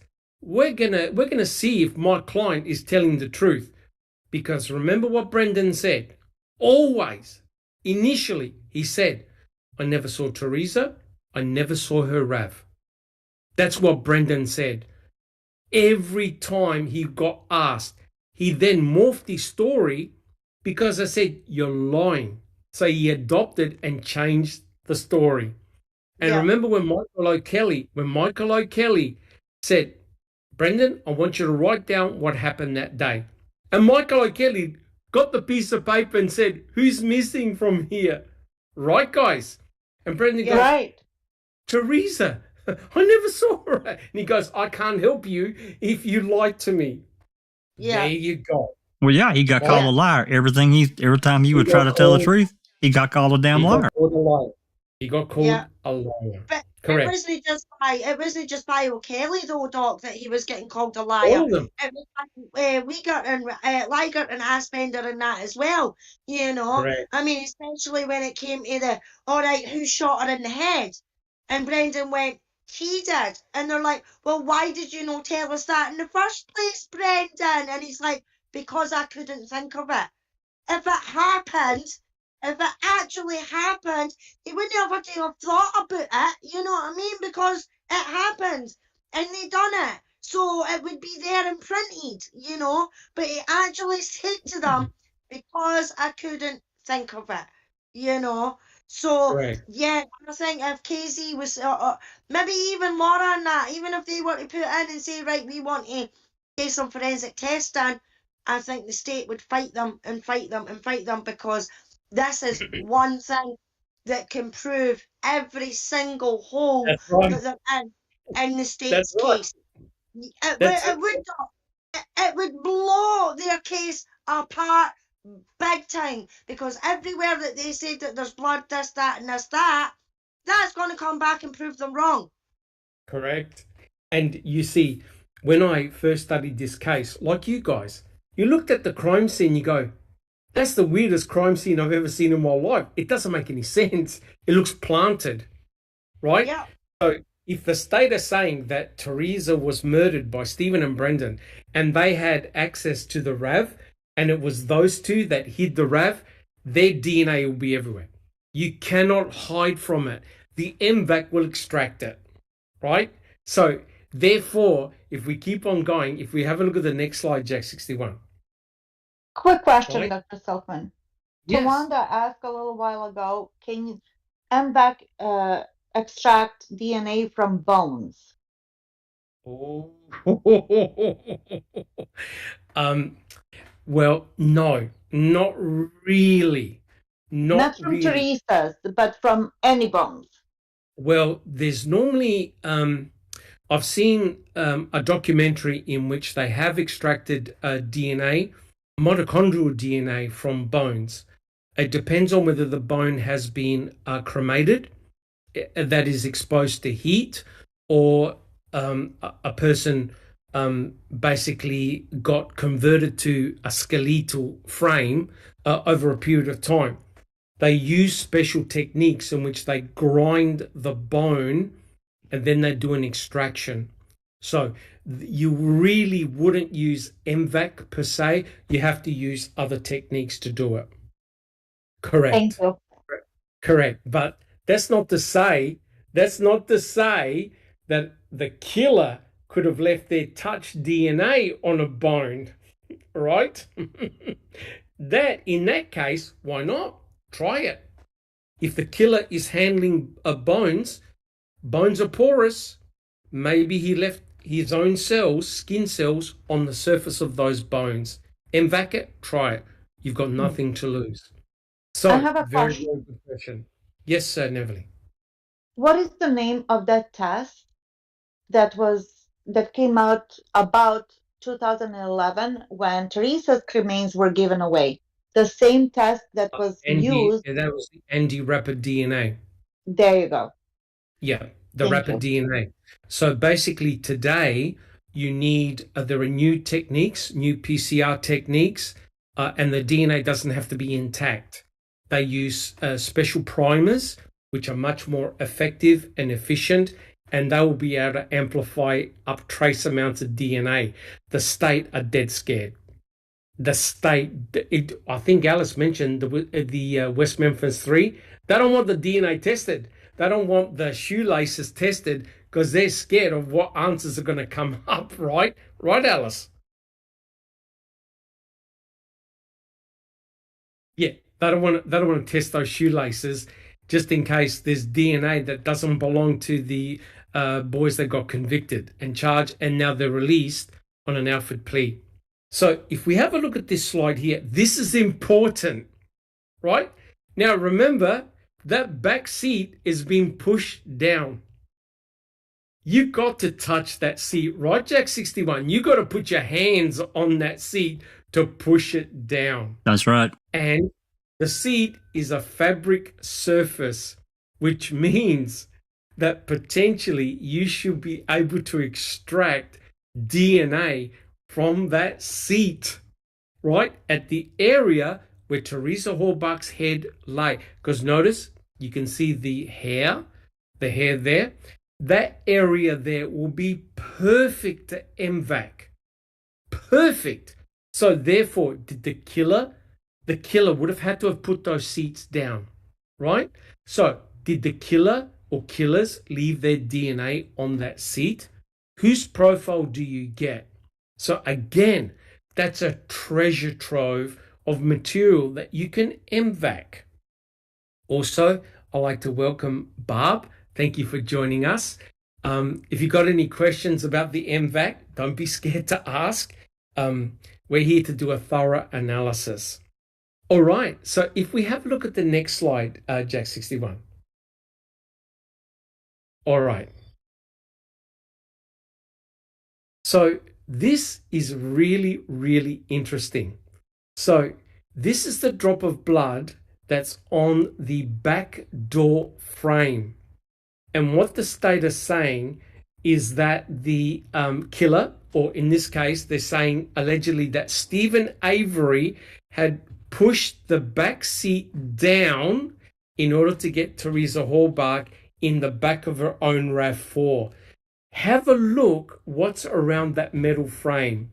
You've got the seat and you've also got the carpet, which means that these are perfect surfaces to M-Vac. So if the killer had touched those surfaces, then potentially you can get a very robust genomic profile of whoever touched those surfaces. And as you know, guys, the M-Vac is perfect for fabrics, right, guys? So what do you think? Would that be a good area to M-Vac? Neville? No, I said yes, I agreed with you. Yes. Now, in terms of touch DNA, it depends on where you touch and if that surface can preserve the cells. But with the techniques that we've got today, it doesn't matter if the DNA is partially degraded because they use new technology and new methods to amplify up that DNA. even if they were able to get a partial profile and put it in CODIS or do familial studies, it can tell us something. If that profile came back as Stephen Avery, you'll be able to tell in 10 seconds. If it wasn't Stephen, now you're cooking with gas. It means that somebody else went in the back seat, put the seat down, and put Teresa Horbach in the back of her own RAV4. It's not Stephen. But that droplet of blood on that metal frame is Stephen's DNA. So therefore, your hypothesis is, well, Stephen's DNA should be everywhere on that seat. Jack 61. Just a side question here. Under your scars, ask why can't KW get it? I think she's referring to get the RAV and understand the process just briefly. Somebody please correct me if I'm wrong, but anytime in Wisconsin, at least, if the defense wants to re-examine a piece of evidence, that has to go to the prosecutor, and then that has to be put in a motion and presented to the judge, and the judge then has to sign off or deny it. They can't just go get it. It has to go through the court. It has to go through the court for approval. 100% correct. 100% correct. Kathleen Zorner had a hell of a time getting, I think she got 7 pieces of forensic evidence. Yeah. And Dr. Carl Reich had to go get it. Remember? Kathleen Zorner stayed inside her car. Carl Reich had to talk to Shariko Hain, and it took 2 hours just to get 7 pieces of forensic evidence, right? Now, look what happened as a result of Chris Palahniuk examining Item FL. It was a shit show, right? Item FL was a joke. You reckon that the state are now going to allow Kathleen Zorner the RAV4 and do an M-Vac? That's why Nyrider and Drizzen, who's never asked for the forensic evidence, can say, right, I'm going to prove that my client was never inside that RAV4. I'm going to test 20 different zones, 20 different areas, which are logical if my client, Brendan Dassey, was in that car. If you find no traces of Brendan Dassey anywhere near that RAV, inside, outside, you've got to come to the conclusion that Brendan was never associated with the RAV4. Correct, guys? Correct? That is powerful evidence. Absolutely. And if you extract 1 or 2 unknown profiles, you go, Judge, wasn't my client, wasn't Stephen. There's an unknown profile in this RAV. We need to find out who it was. That's your killer. Right there. Jack 61. Yeah, then they'd be off to the races. Exactly. Then, I don't know why they couldn't file a 97406 motion and, for scientific testing for relief. They should be. I don't know why they can't. Because they used, correct. If anybody that's read Brendan's pretrial, trial, and so forth, they used pretty much everything that they used against Stephen against Brendan. It's all there. Correct. 100% correct. Brendan's trial was just a mini Stephen Avery trial. Brendan just sat there. He couldn't say a damn thing because it was not one person, and this strengthens his case. Not one person found any DNA belonging to Brendan. Not a molecule, nothing. Not a molecule. So hence, this is a powerful backup to say, Judge, when Shariko Hain examined the RAV4 and all the other pieces of forensic evidence, not one of them came back to my client. We've now done an extensive M-Vac of the entire vehicle and other pieces of forensic evidence. We found no traces of Brendan Dassey nor Teresa Horbach on any item pertaining to Brendan Dassey. Judge, why is my client in prison? Alice. We've had a few more people joining us in chat, and there's a new that has joined us. We've got Crockett's joined us. We've got Erin H, who's joined us. Under Your Scars, who's joined us. Anthony Hills. Serena Hunter has Welcome. joined us. That's a new name. I haven't seen Serena in chat before, so welcome, Maz. Serena.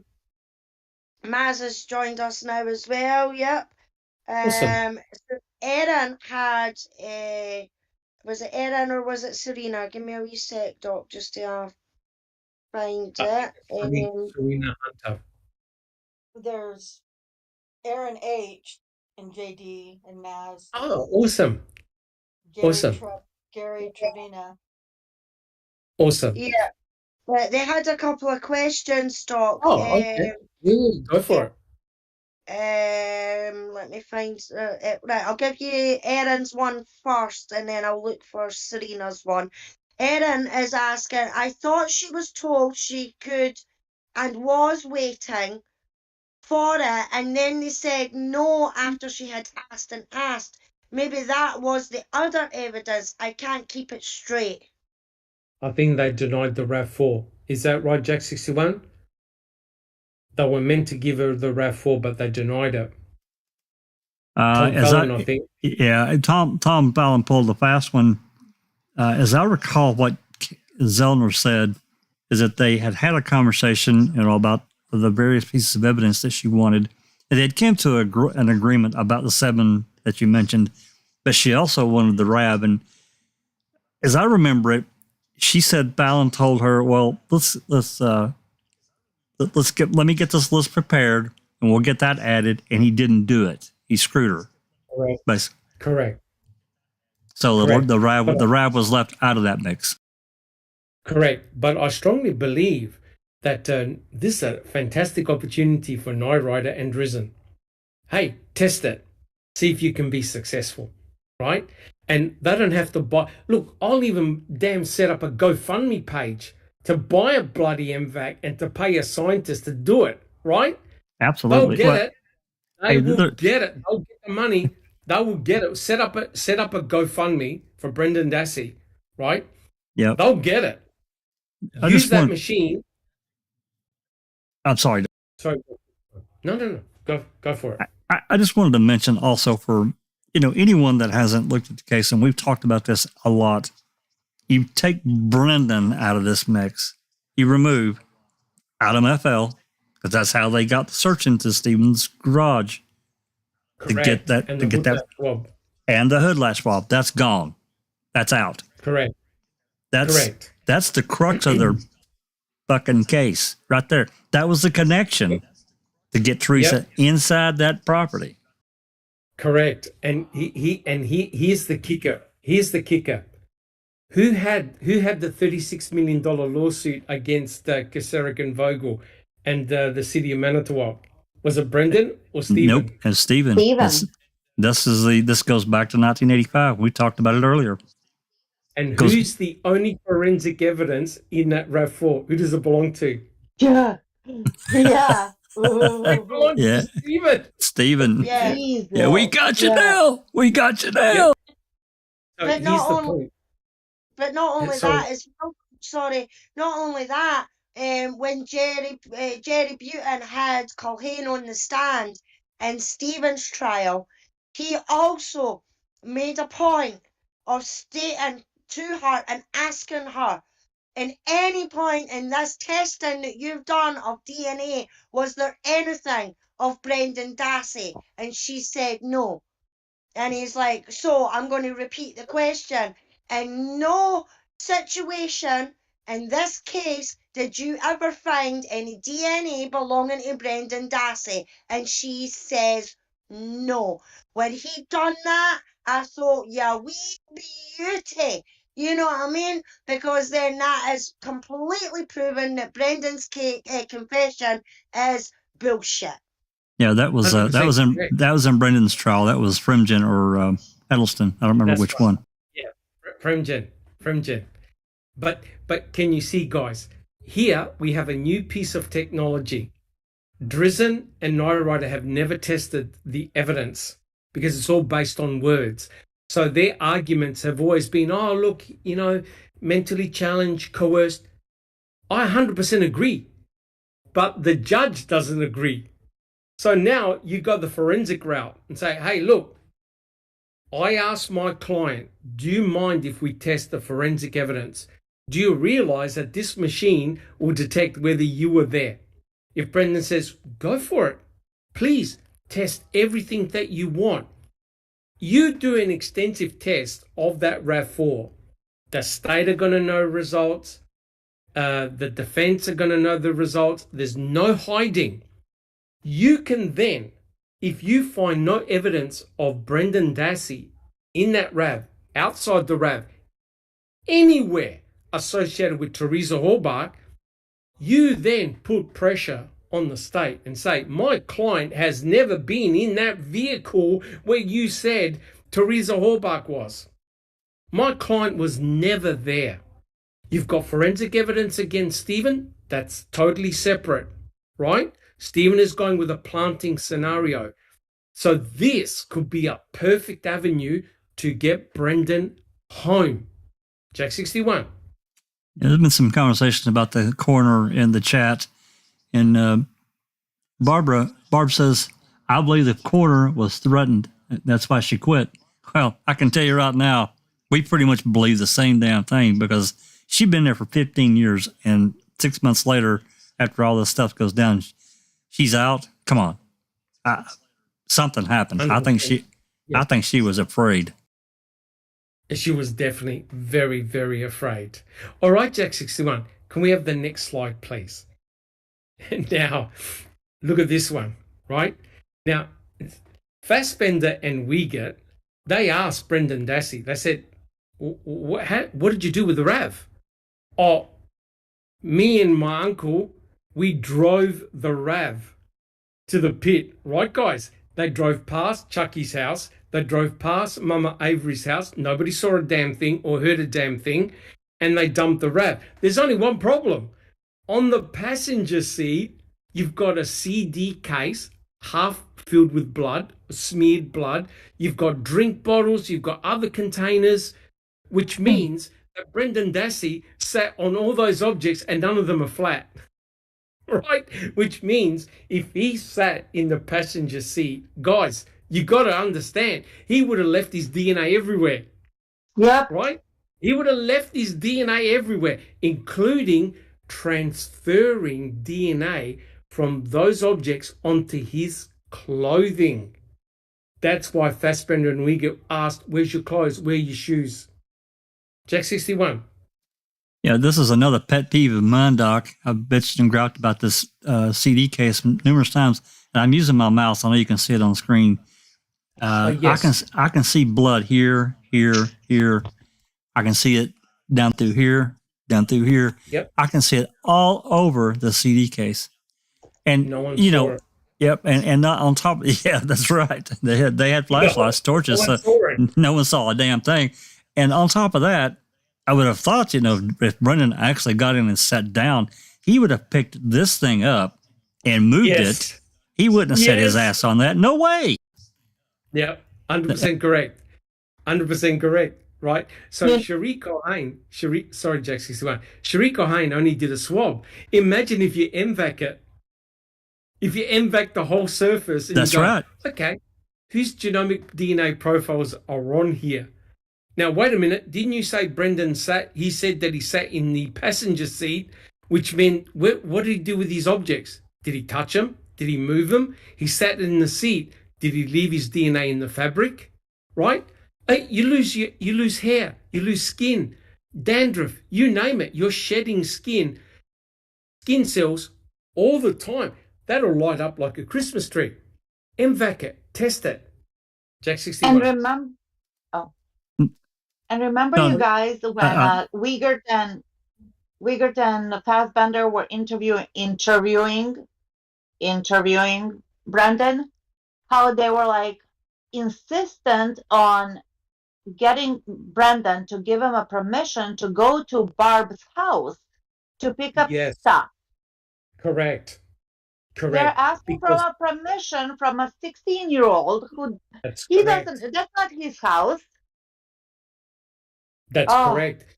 But you see, guys, they knew something was weird, right? Because if Brendan had committed these horrendous acts including shooting someone 10 times, twice in the skull. And Jack 61 will show, he showed me some, remember those crime scene photos he showed me of the woman that allegedly had committed suicide by gunshot to the head?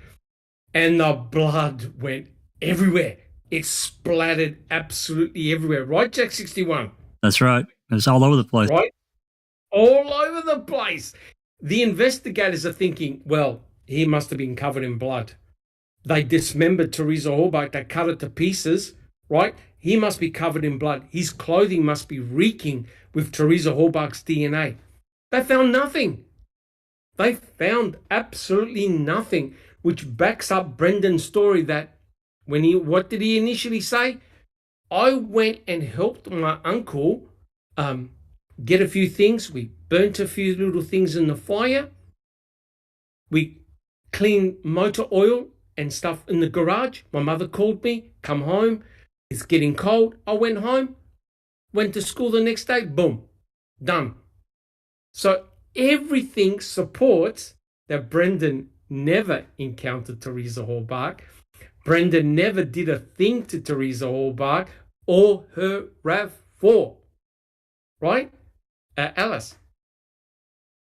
It's actually Barb. Barb has joined us in chat. Hi, Barb. It's always nice to see you in chat. She says, that's what I've been trying to tell everyone.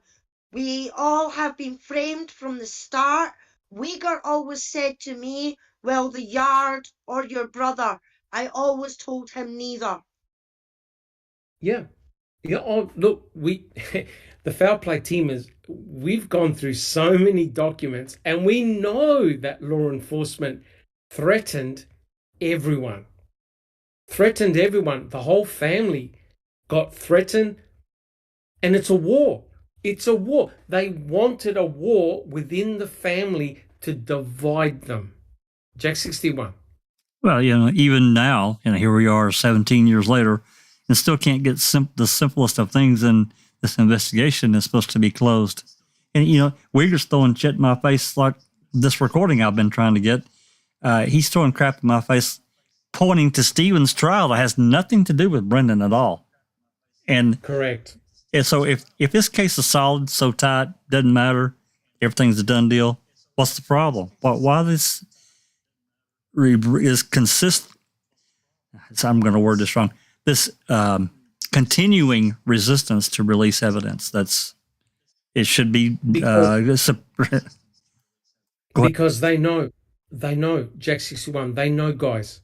They know if the forensic evidence is now tested today with the modern techniques, the state's case is either going to be enhanced, as in, yep, Stephen and Brendan did this, no problems, or entirely collapse. In shambles. Right? In shambles. And I'll tell you right now, first of all, one point, Just Rhonda is correct. The M-Vac would be perfect for Daniel Holtzclaw. The pants. That'll reveal everything. M-Vac it. Don't worry about swabs. Right, Just Rhonda? So many cases. Yep, so many cases now can be opened up, right, with the M-Vac system. Just Rhonda. Oh, I was just agreeing, yes. M-Vac, all of them.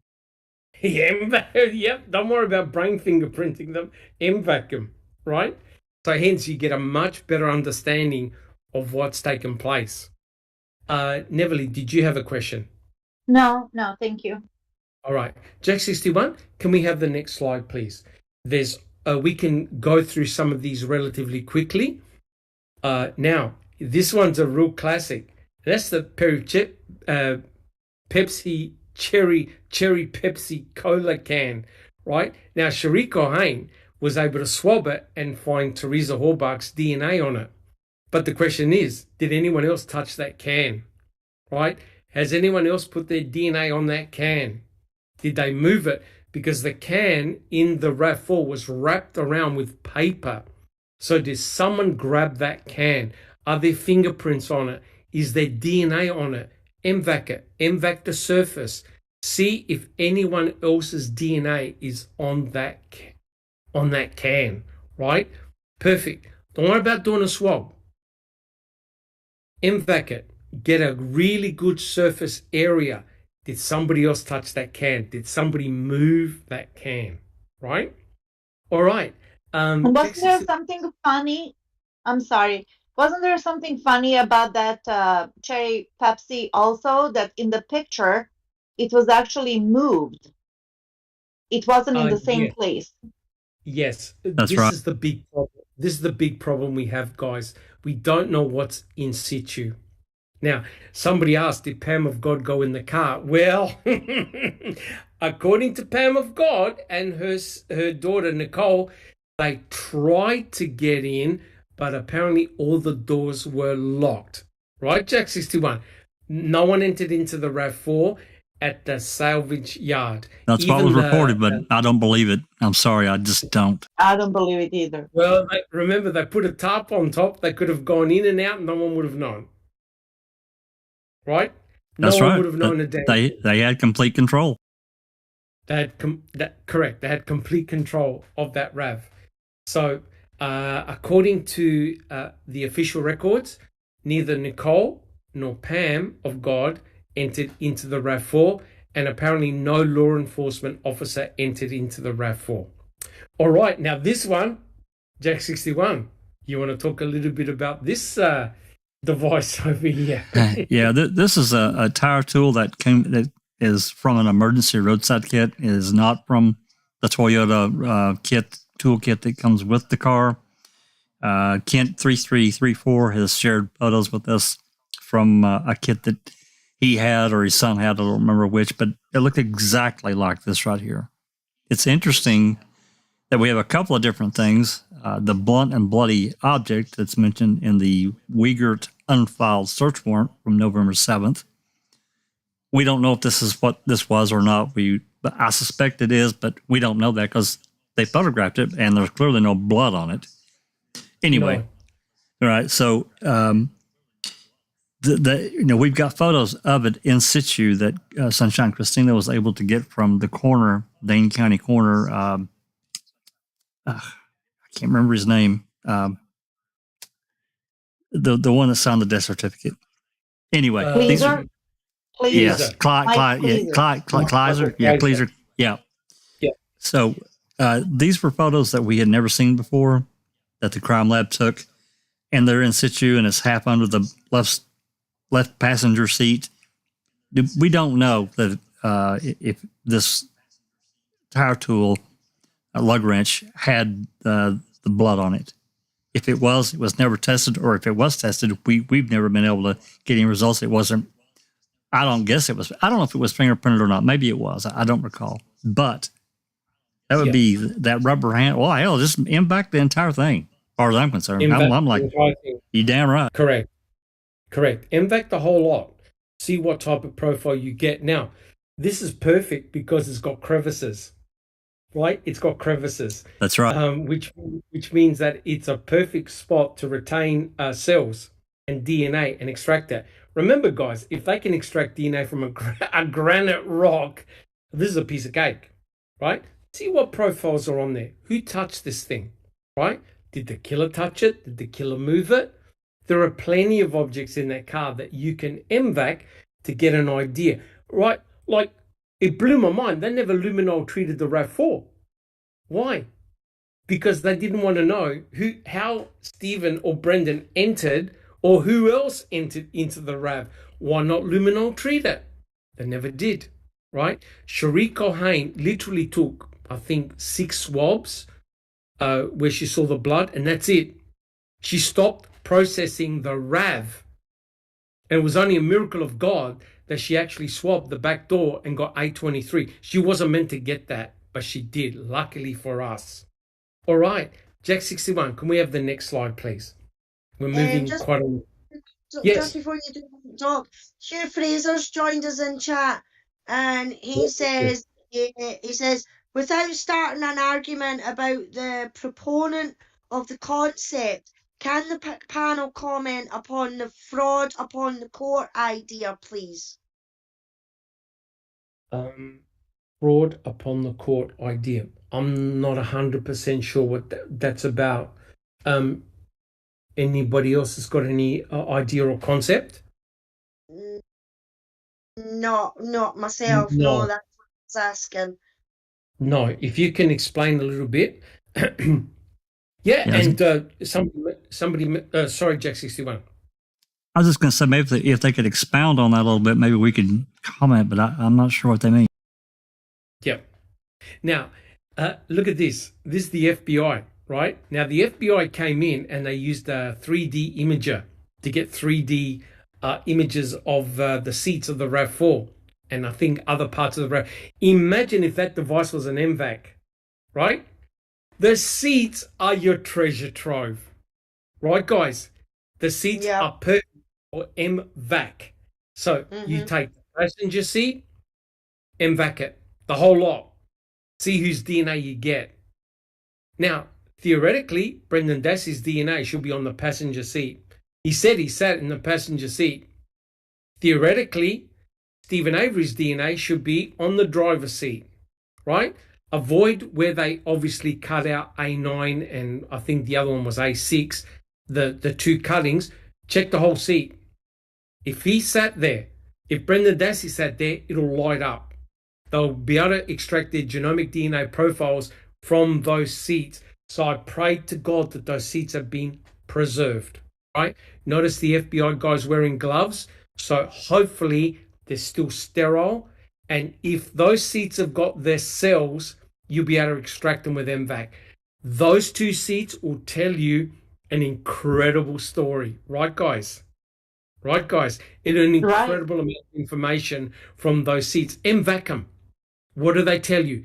If you do not find Brendan Dassey's DNA in that seat and the back seat, then your story, your version of events is so shaky, it's not funny anymore, right? Because Brendan said he drove in the RAV with his uncle to the pit. So if he lied there, does that mean his whole story falls apart? Of course it does. If he lies, you can't, nothing stands up. It's a domino effect. Jack 61. That's right. There should be some component of the words and words alone that can be backed up with science, back about something biological. If he was in the, unless they're saying he entered that RAV in a bodysuit, come on. That didn't happen. Correct. No way. Correct. And Phaedrax Armorax, you're correct. When you M-Vac, you mustn't go anywhere near where the blood was, right? You mustn't go. And so what they do is they take a test area and a control area, right? So the control area is where you don't expect any DNA to be, and then you compare it with the test area, right? That's what they did when they took the swabs to give to Dr. LeBeau. They took a swab of the blood, right? And then they did a test swab where there was no blood to test for EDTA. So Phaedrax Armorax is correct. You can't M-Vac where that blood is because you pick up Stephen's DNA, right? But you visually inspect and say, right, here's a drop of blood. Let's go to another area on the seat and M-Vac that, right, guys? So therefore, you can either strengthen your argument or it's starting to become very, very shaky. Neverly. Another trigger, Dr. LeBeau and his FBI testing. They took 6 samples, they tested 3, and they concluded that it's all legit. Correct. And somebody said, Anthony Hill said, theoretically, Bobby was shirtless. Hey, it doesn't matter. The more skin that you show, the more skin more skin cells you're gonna deposit, right? So if Bobby had nothing to do with the RAV4, you don't expect to find any of his DNA there, right? Because remember, they asked Bobby, did you go anywhere near that RAV? Nope. Did you touch the RAV? Nope. So therefore, none of his DNA should be there. None. Right, Jack 61? That's right. Looks like Kelly Perry, maybe you read this. Kelly Perry made the comment the state has actually identified Bobby as a possible accomplice. Well, yeah, I mean, they actually did in the way that they wrote. It's like, so what? So what if Bobby was pushing the RAV? Big deal. I don't mean he killed anybody. It's like, what the hell are you saying? If he had control, It doesn't matter who it is, but you could put Bobby or any other person that's not Stephen or Brendan touching that wrap, and you got a problem. I mean, I don't know any other way to look at it. Correct.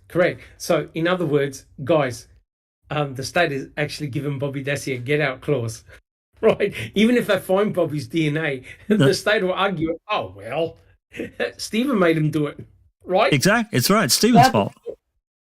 Right.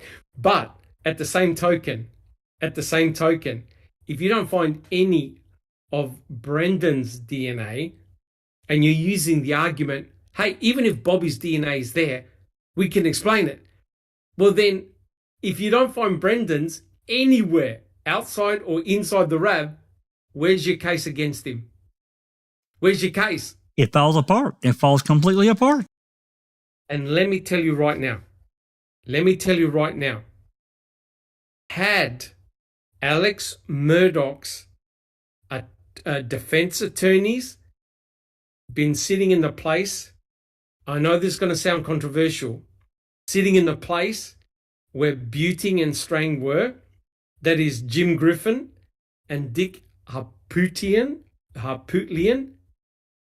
they would have destroyed the state. Right, Neverly? They would have destroyed the state and the way they handled the case. They end up apologizing to Stephen. Correct. And there's no doubt, because these two guys are so aggressive that they are attacking the forensics and also the police department in the way they conducted the searches and analyzed the crime scene. Culhane, Eisenberg, Erdl, the blood spatter expert, all of them got off lightly. These two guys would have destroyed them. 100%. Jack 61, do you have a comment?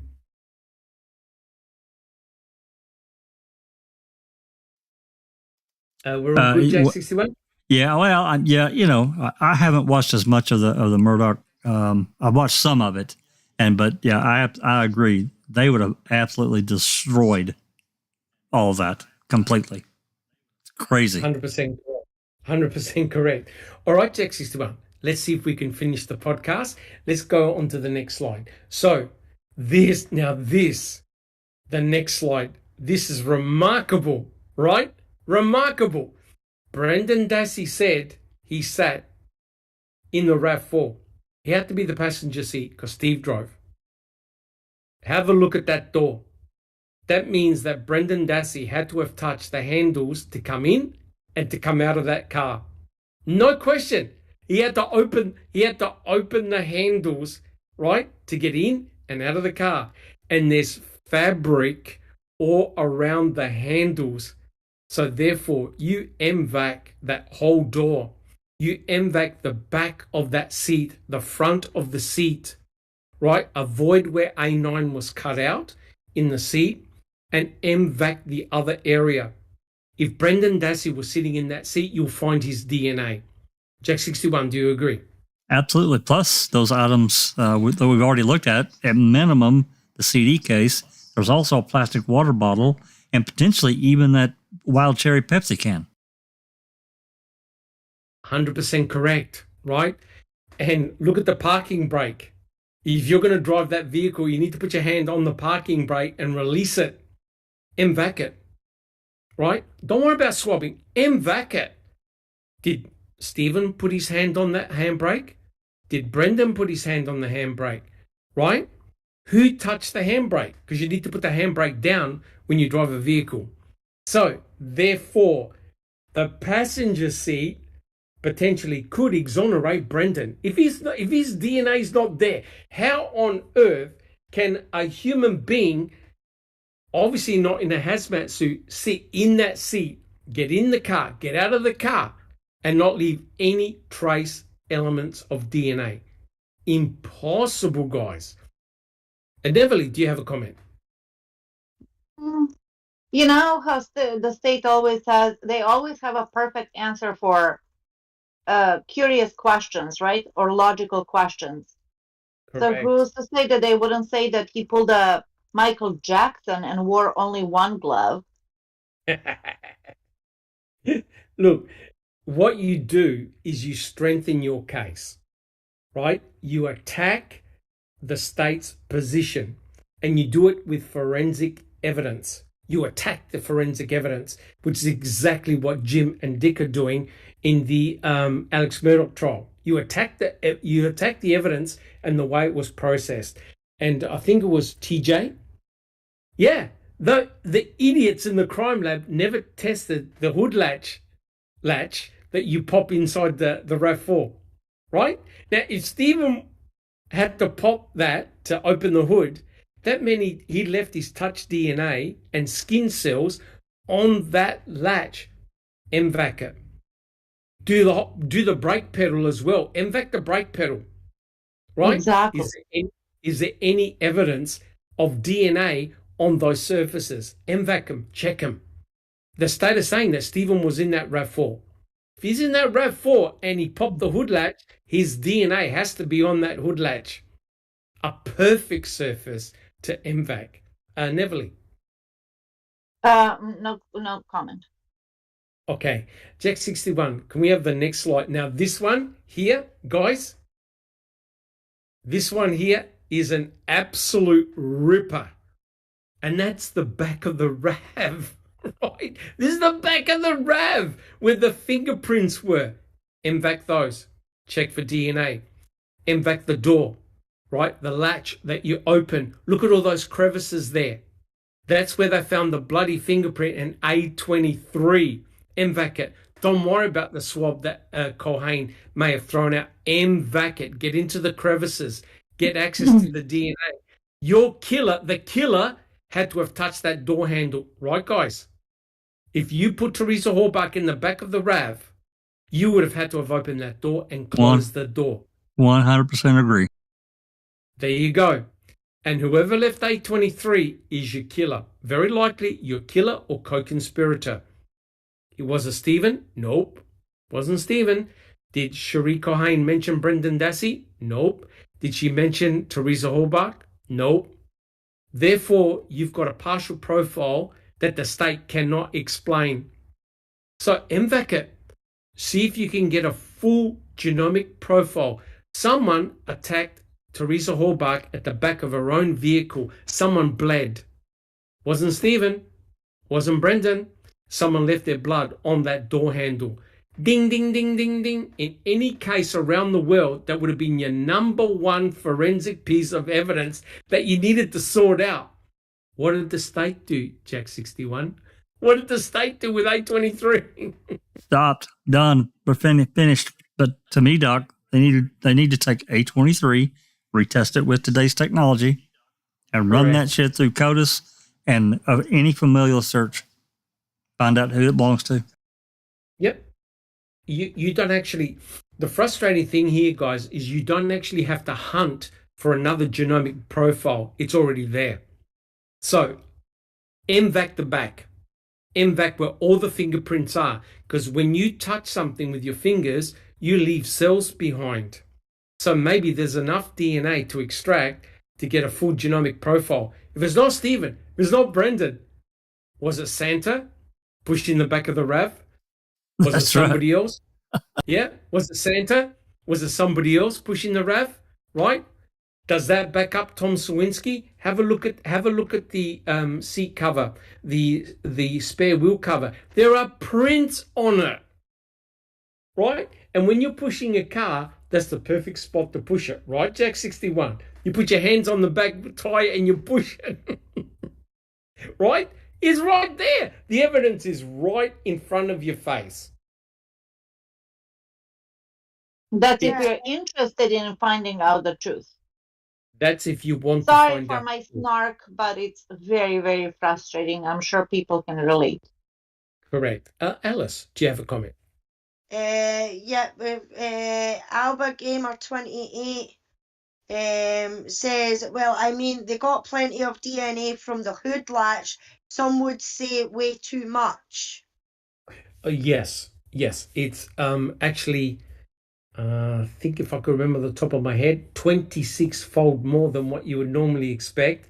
But when you take into the account the degradation of the DNA, it's more like 50 to 75-fold more than what you would expect from just touch DNA. So the state couldn't even set up the setup correctly, right, guys? It was ridiculous. Because the state never thought that anyone was going to double check the DNA levels correct. Any other comments, Alice? No, that's us for now, Doc. All right. Jack 61, let's see if we can race through, because I want to try and finish the whole podcast in one hit. Let's have a look at the next slide. Now, we can go through this really quickly. This is the tie cover that Mark Wiggett took home. Right? He took it home. There, the killer or killers could have left their DNA on that cover. I think they did. There you go. There you go. Right? Whoever was pushing the RAV, like all the killers, the people who attacked Teresa Hobart, could have left their DNA on that surface there. So my advice is to M-Vac it. See what type of genomic profiles come up, right? Or it could be the planters, the co-conspirators. Wouldn't it be funny? Wouldn't it be funny if the extra genomic profiles come back as law enforcement or members of the crime lab? Jack 61, you want to comment on that one? Well, yeah, but I mean, to me, the fingerprints or the swipes of fingers that are on that cover, we can see. Another argument that I had was that because of the proximity of that tire cover on the back, you got A23 that we know for sure is back there. You open the door, you got all the splatters on the inside, and then if you move into the cargo area, you got what was identified as Teresa's DNA. I think that there's unknown DNA on that spare tire cover. That's me, though. That's my opinion. No, I agree with you 100%. And what is really bizarre, and hopefully people in chat will comment, there's no mixtures of DNA. How can two people That's right. attack savagely a person and not have any mixture of DNA at all, right?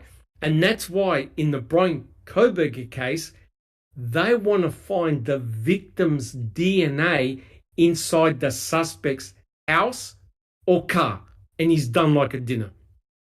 But here, in this case, where a person Teresa Hobart was dismembered, there's no mixture of DNA anywhere. There's no mixtures of blood anywhere. Is anyone slightly suspicious of that? Neverly, are you suspicious? I'm very suspicious of that. And to mention Brian Walsh, Oh, yes. person case who allegedly killed his wife, they found a hazmat suit that he bought at Home Depot that he got caught on camera, and they found DNA mixture of DNA of him and his deceased wife. Yep. 100% correct. 100% correct. All right. So clearly, this tire cover, and I agree with Jack 61, this tire cover could lead incredible forensic clues. It's never been tested. That's a perfect item for M-Vacing. Next slide, Jack 61, if we can have that. Yeah, before we move to that, just one last comment. There had to be some reason that Uyghur took that spare tire cover and kept it for whatever the hell he did with it for X amount of days, and then he turned it in himself to Hawkins. Well, how about if Sergeant Segalov told Uyghur about the tip? Huh? Well, there's that potential. There is. I didn't want to say it, but you said it for me. Yeah, absolutely. There you go. So maybe Uyghur had heard from Segalov, oh, by the way, we got a tip in from this dude called Sawinski. He said he saw someone pushing the RAV at the back and at the side. Hello? There you go. You've got evidence that someone touched that RAV. And you know what they said? Oh, we couldn't get fingerprints because they were smudged. Well, how about using M-Vac now and extracting the DNA? Jack 61. Right. That's right. No, I'm sorry, I forgot to mute, but you're correct. Yeah. So if we have a look at the next slide. Now, guys, here's a cryptic clue. The blinker light got damaged. The blinker light got pulled out. The blinker light was attached to the wire. So someone had to have handled the wire and pulled the blinker light out. Question is, why not M-Vac that entire area? See who left their DNA. So here's what I'm trying to get at. If you find the same person or person's DNA, that's not Brendan, that's not Stephen, all over that RAV, doesn't that tend to suggest that there's a third party who was likely the killer or killers, right? And you're only going to find that out if you M-Vac all these surfaces. Who left their DNA there? Who pulled out the blinker light? Did someone cut themselves when they took the blinker light? Because that blinker light's quite sharp. Did they get cut? Did they leave their DNA? Did they leave their blood? M-Vac it. That's perfect. Because remember what Ryan Hilliger said? Oh, no. The blinker light, that was part of an insurance claim. That cannot be the case. Kathleen Zellner said that blinker light has got to do with the murder. And that blinker light happened to end up in the back of the RAV. Jack 61. Yeah, Doc has put in our chat here, the next RAV pic, zoom in on the left of the light. Is that a blood drop? Where there's like a white line, is that a blood drop? I don't know. I hope I'm zooming in on the right spot. Yep. I don't know, but that, don't you think that's a perfect area to M-Vac, right? Oh yeah. Just grab it, try it. If it comes up, it comes up. Remember, they only need half a nanogram of DNA, half a nanogram, and you got a profile. So why not try it? That'll give you cryptic clues. Is the DNA on that bumper the same as the DNA on the light, right? So therefore, you can start to work out what had happened, right?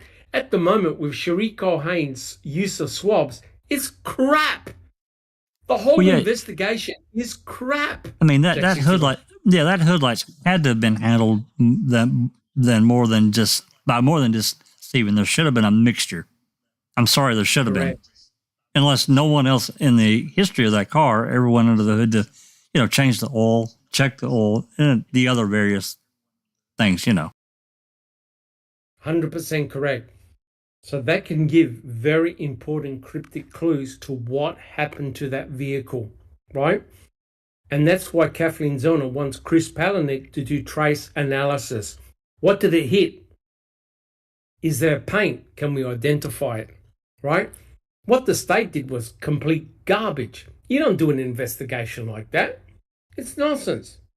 Jack 61, can we have the next slide, please? So this here, this is massive. Someone picked up the light and put it in the back of the RAV, the victim's vehicle, right? So clearly, whoever picked it up, was it Teresa? Was it the killer? They didn't want to leave it where they found it. They took it off the RAV and put it in the back. Was it Teresa who picked it up? And as a consequence, she had to open up the back door and got hit in the head. Because that's what it tends to suggest. But then, if she got hit in the head and dropped the light, that means the killer picked it up. So, M-Vac the light. And if you have a look at it, right guys, there's no more dark stain on that light. That means that somebody cleaned it. Why on earth are you mucking around with forensic evidence? That's called evidence tampering, right? That means that piece of evidence, you don't know what's what. Was there clues on that light that someone said, no, we can't give this light to Zellner. Jack 61. At minimum, Teresa's prints should be on that light. If she's the one that banged something or whatever, her prints should be on that light if she's the one that took it and put it in the back of the cargo area of the route. 100% correct. If Teresa Horbach had picked up that light, her DNA should be on it. And if you notice on that light, there are plenty of crevices. M-Vac it. Do we find one profile? Do we find multiple profiles? So therefore, when you M-Vac most of the RAV4 and this forensic evidence, You can build up a profile. You can build up a picture. In the Nick Hillary case, they took swabs of like hundreds of items, and they're able to work out profiles of who was in that premises. Right, Jack 61? That's right. And Hundreds. they never found Nick Hillary's No. DNA anywhere. Anywhere. Right? Nothing. Nothing. Not a molecule. And that's why M-Vacing all these items of interest can reveal incredible clues as to who the killer or killers were, and potentially can exonerate Stephen and Brendan. Very, very powerful. Can we have the next slide, please, Jack 61? Now, you don't have to do anything else. The number plates, and people have said it in chat, are the number one thing I would test immediately. Why would you do that for, guys? Why are these number plates so important? Why are they so important to M-Vac? Jack 61. Like because they found DNA on them and they were tossed in the back of that old station wagon. Whoever did that is likely your Correct. killer, or at minimum, help plant the evidence. Correct. Now, you think about this. Is Colburn's DNA on those plates? Is someone from law enforcement on those plates? And if the DNA comes back as Stephen, how is he going to explain that? Right? Party Done. over. If it comes back to Stephen, it's done. It's over. Yep. If that DNA comes back as Stephen Avery and Brendan Dassey, go no further. That's it. But if you bring up a genomic profile that's consistent with other genomic profiles found in the RAV, you have found your killer or killers. Boom. It's not Stephen. It's not Brendan. You know that whoever put that RAV there took the plates off. They handled the plates. Now, if it's law enforcement, they probably wore gloves. But if it was a killer, they may not have. So someone removed those plates, crumpled them, and put them in a station wagon that anyone walking past it would have found it. Right, Jack 61? They were out in the open. That's right. They were meant to be found, like the RAV4, because the number plates were on the periphery of the salvage yard. They weren't buried deep within the thousands of cars that were there. They were on the periphery, on the walkway that you drive right past. That's right. And they were found easily. Right, Jack 61? That's right. That's exactly right. So Doc, Colhane, yes. I'm sorry, Doc. Darkside wants me to go back to slide 34 for just a second. Is that okay? Yeah, of course. Yeah, of course. In the meantime, can I ask one simple question? In order to remove the plates, you would need to have a screwdriver, correct? Possibly, or they were yanked off, because I'm not sure whether the bolts remained in the back of the RAV. I'm not 100% sure whether they were yanked off with a screwdriver or some type of instrument, or unscrewed. But you can check the back of the RAV whether the bolts are still there. But you can see here there are no bolts.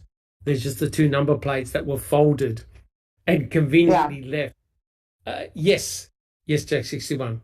What was the question regarding slide 34? Well, Darkside's asking. I think she's talking about here at this white line. This looks weird. If there was blood there, I think that's what she's getting at. I'm not entirely sure, but I think that's right. Yeah, look, the car, the RAV4 has been involved in some type of accident at that spot, that corner there.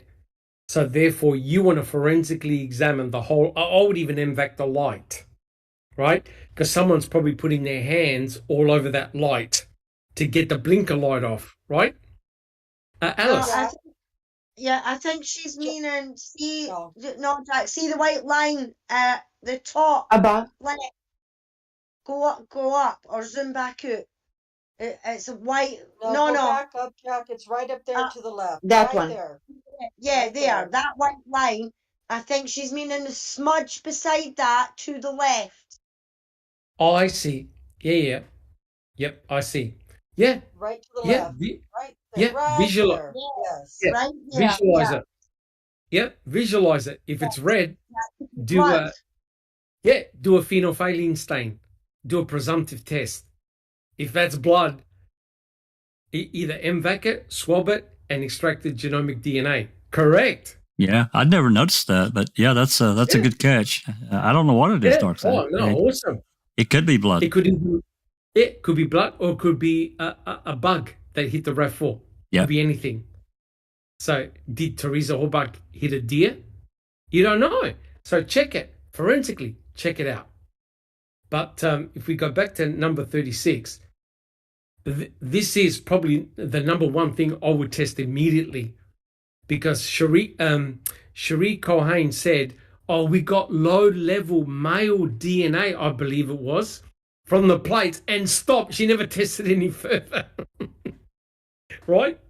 Low-level male DNA. So she picked up a Y chromosome, but never thought, let's redo the swabbing and testing. So bugger that. M-Vac both of them, front and back. That thing will be covered in DNA, right? Chair is asking, would it be possible to M-Vac the battery or the battery cage or both? Oh, don't worry, we're getting to that. Yep, you Okay. bet. So look at this. Blinker light, seats, number plates. It's all there. All of them can be M-Vac'd, right? And Jack 61, the next slide, please. Now, this is the controversial one, because when they swabbed the hood latch, hey, Stephen's DNA and a perfect, robust genomic DNA profile of Stephen came up. Nobody else.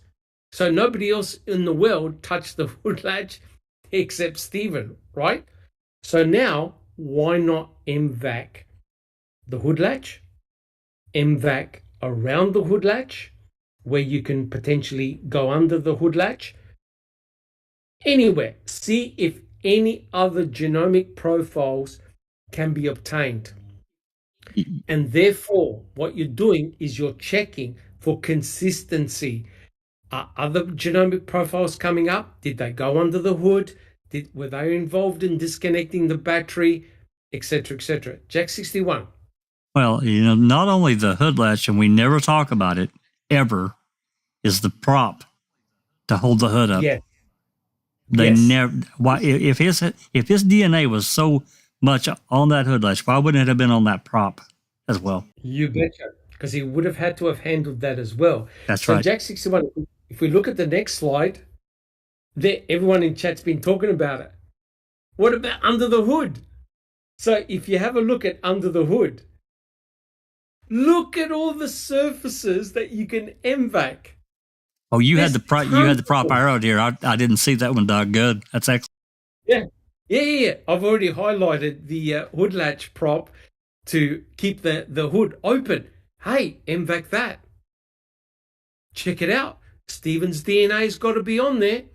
Look at all those components that Stephen could have touched, or the killer or killers could have touched underneath that hood.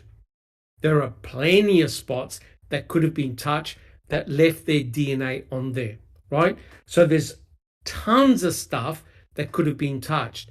And Jack 61, if we go to the next slide, there you go.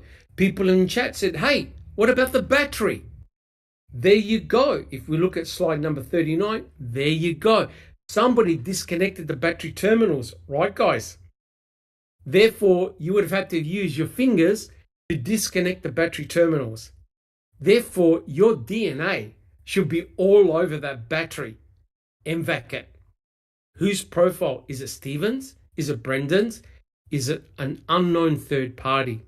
So therefore, you tell Stephen and Brendan up front, did you go underneath the hood?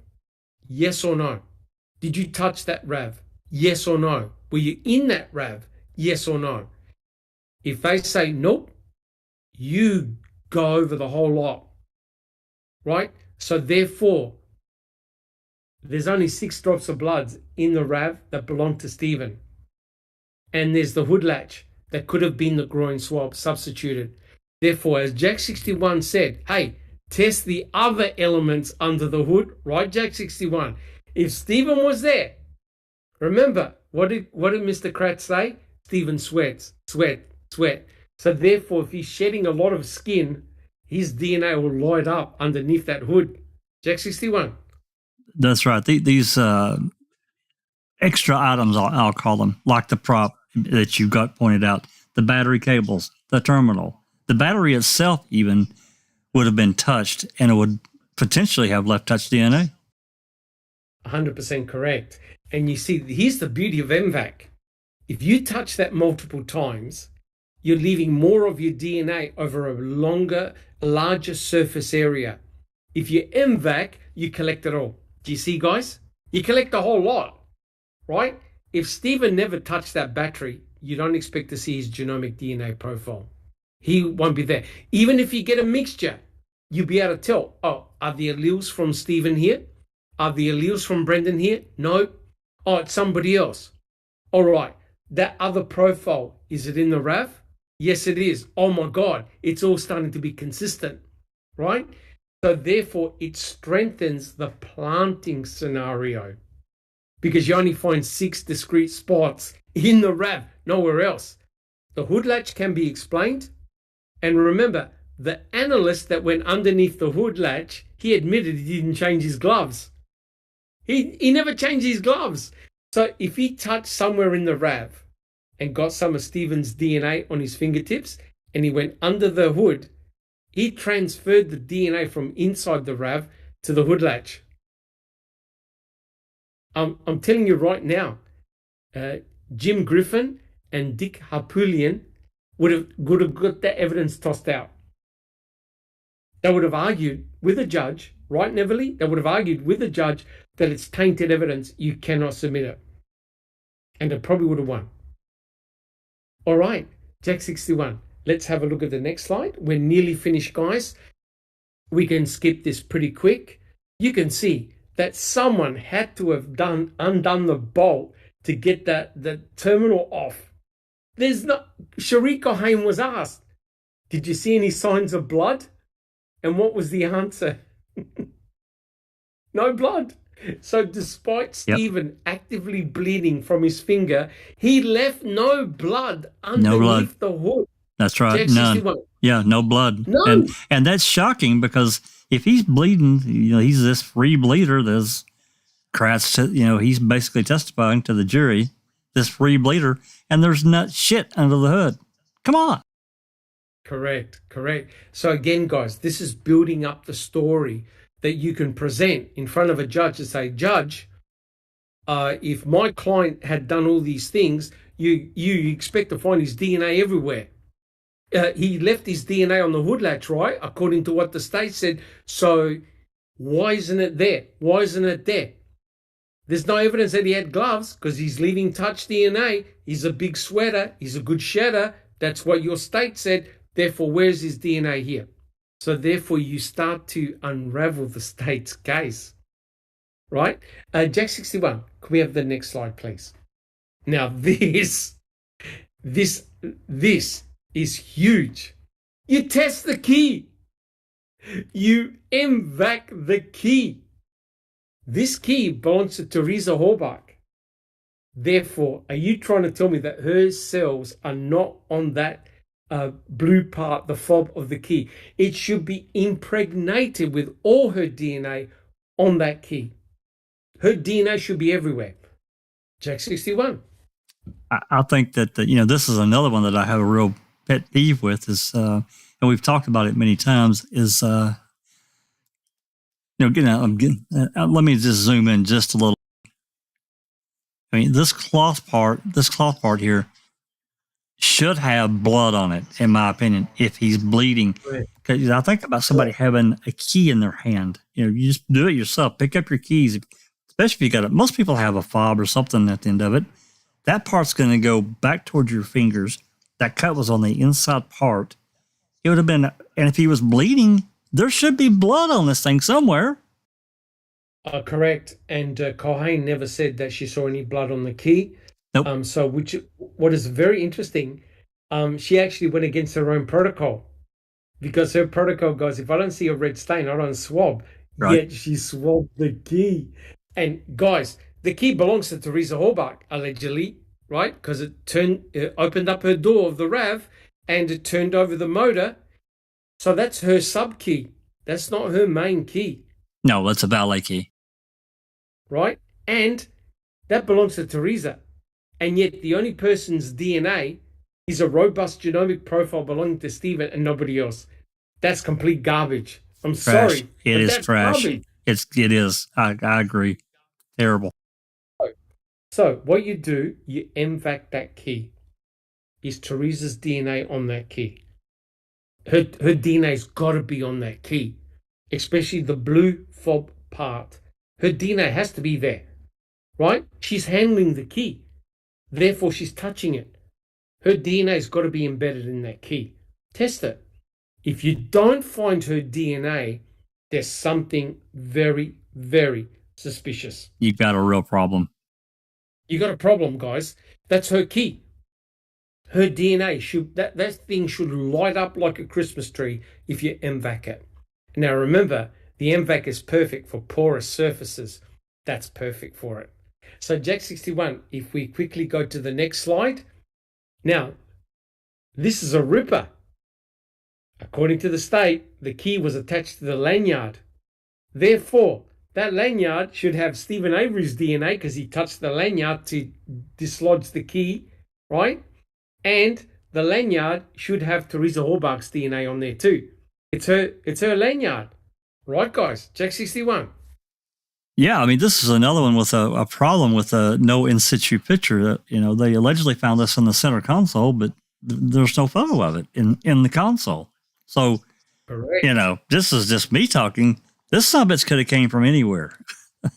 Anywhere. Correct. So therefore, imagine this scenario. The crime lab, when they opened up the RAV, found this whole key, the whole thing together.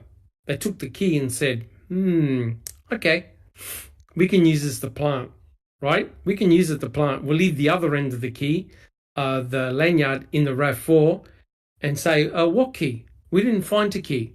Yet, Teresa's house keys, office keys, and her main car key have never been found. Jack 61. That's right. Her main set of keys were never found. House key, all that stuff. No idea where it's at. Correct. So again, this is another piece of forensic evidence that can be M-Vac'd. Who touched that lanyard? Who touched the key?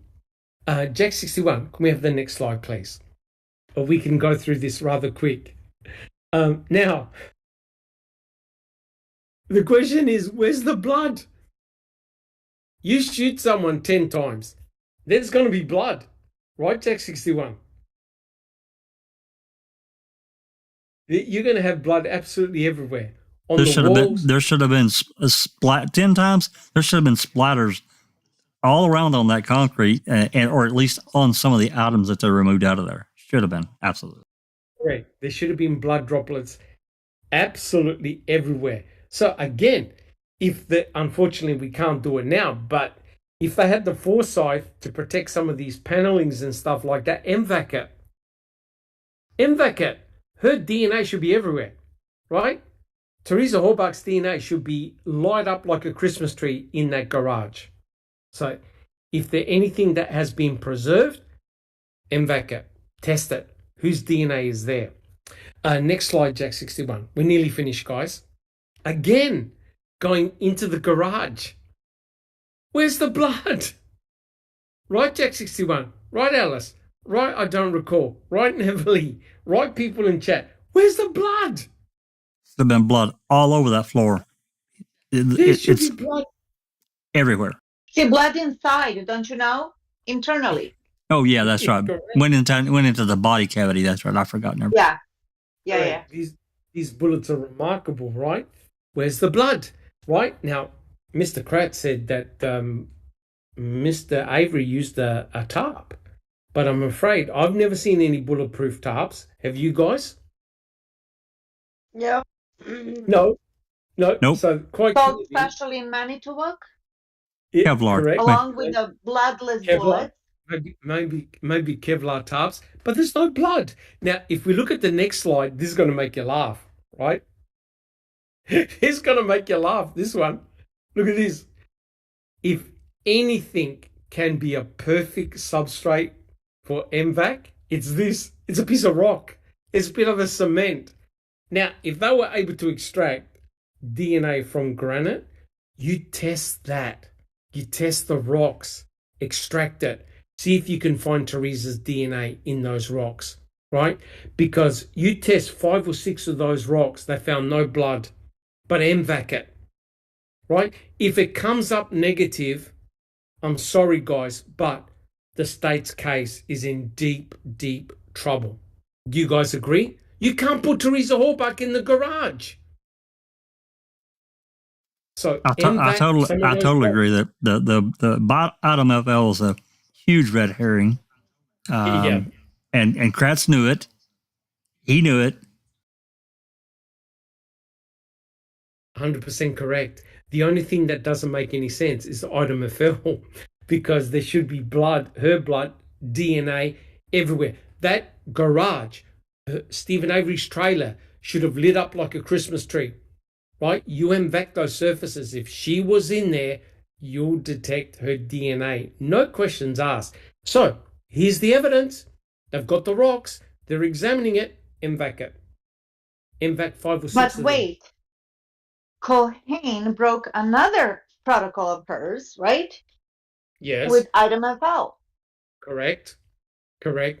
And let me tell you right now, Jim and Dick, who are representing Alex Murdoch, would have destroyed item FL, would have destroyed Cherie Culhane on the stand. None of the stuff would have been admissible because it was so badly done. Jack 61. I'm telling you, they would be apologizing to Stephen all the way to the bank. Yep, correct. All the way to the bank. Yep, Jack 61. Yeah, just a quick question about, Item FL. I remember Culhane testifying or giving statement, whatever, that she washed Item FL in a buffer solution. Now, what does that mean? Is it like a rinse type thing, or did she just put it in like a beaker or whatever and let it sit there and it do its thing? Or was there actually agitation? Yeah, so basically what they would do, they would have examined item FL and saw no evidence of anything on it. They would have seen no blood, they would have seen no tissue, no brain matter, nothing. So they thought, oh shit, what are we going to do here? So what she did was she put it in an extraction solution, which is fine, legit. So she never swabbed it. So she put it in an extraction solution and then extracted the DNA from that solution. But she used the entire solution up. She used up all the DNA from item FL. So you can't go back and re-extract from item FL. You can't do anything because she extracted all of the DNA. Her laboratory manual says you have to leave some behind for forensic testing by the defense. She didn't. She used the entire lot up. But she contaminated the negative PCR control, which means and I know that you toss all the results out and start again. But Culhane couldn't because she used up all the DNA on the bullet.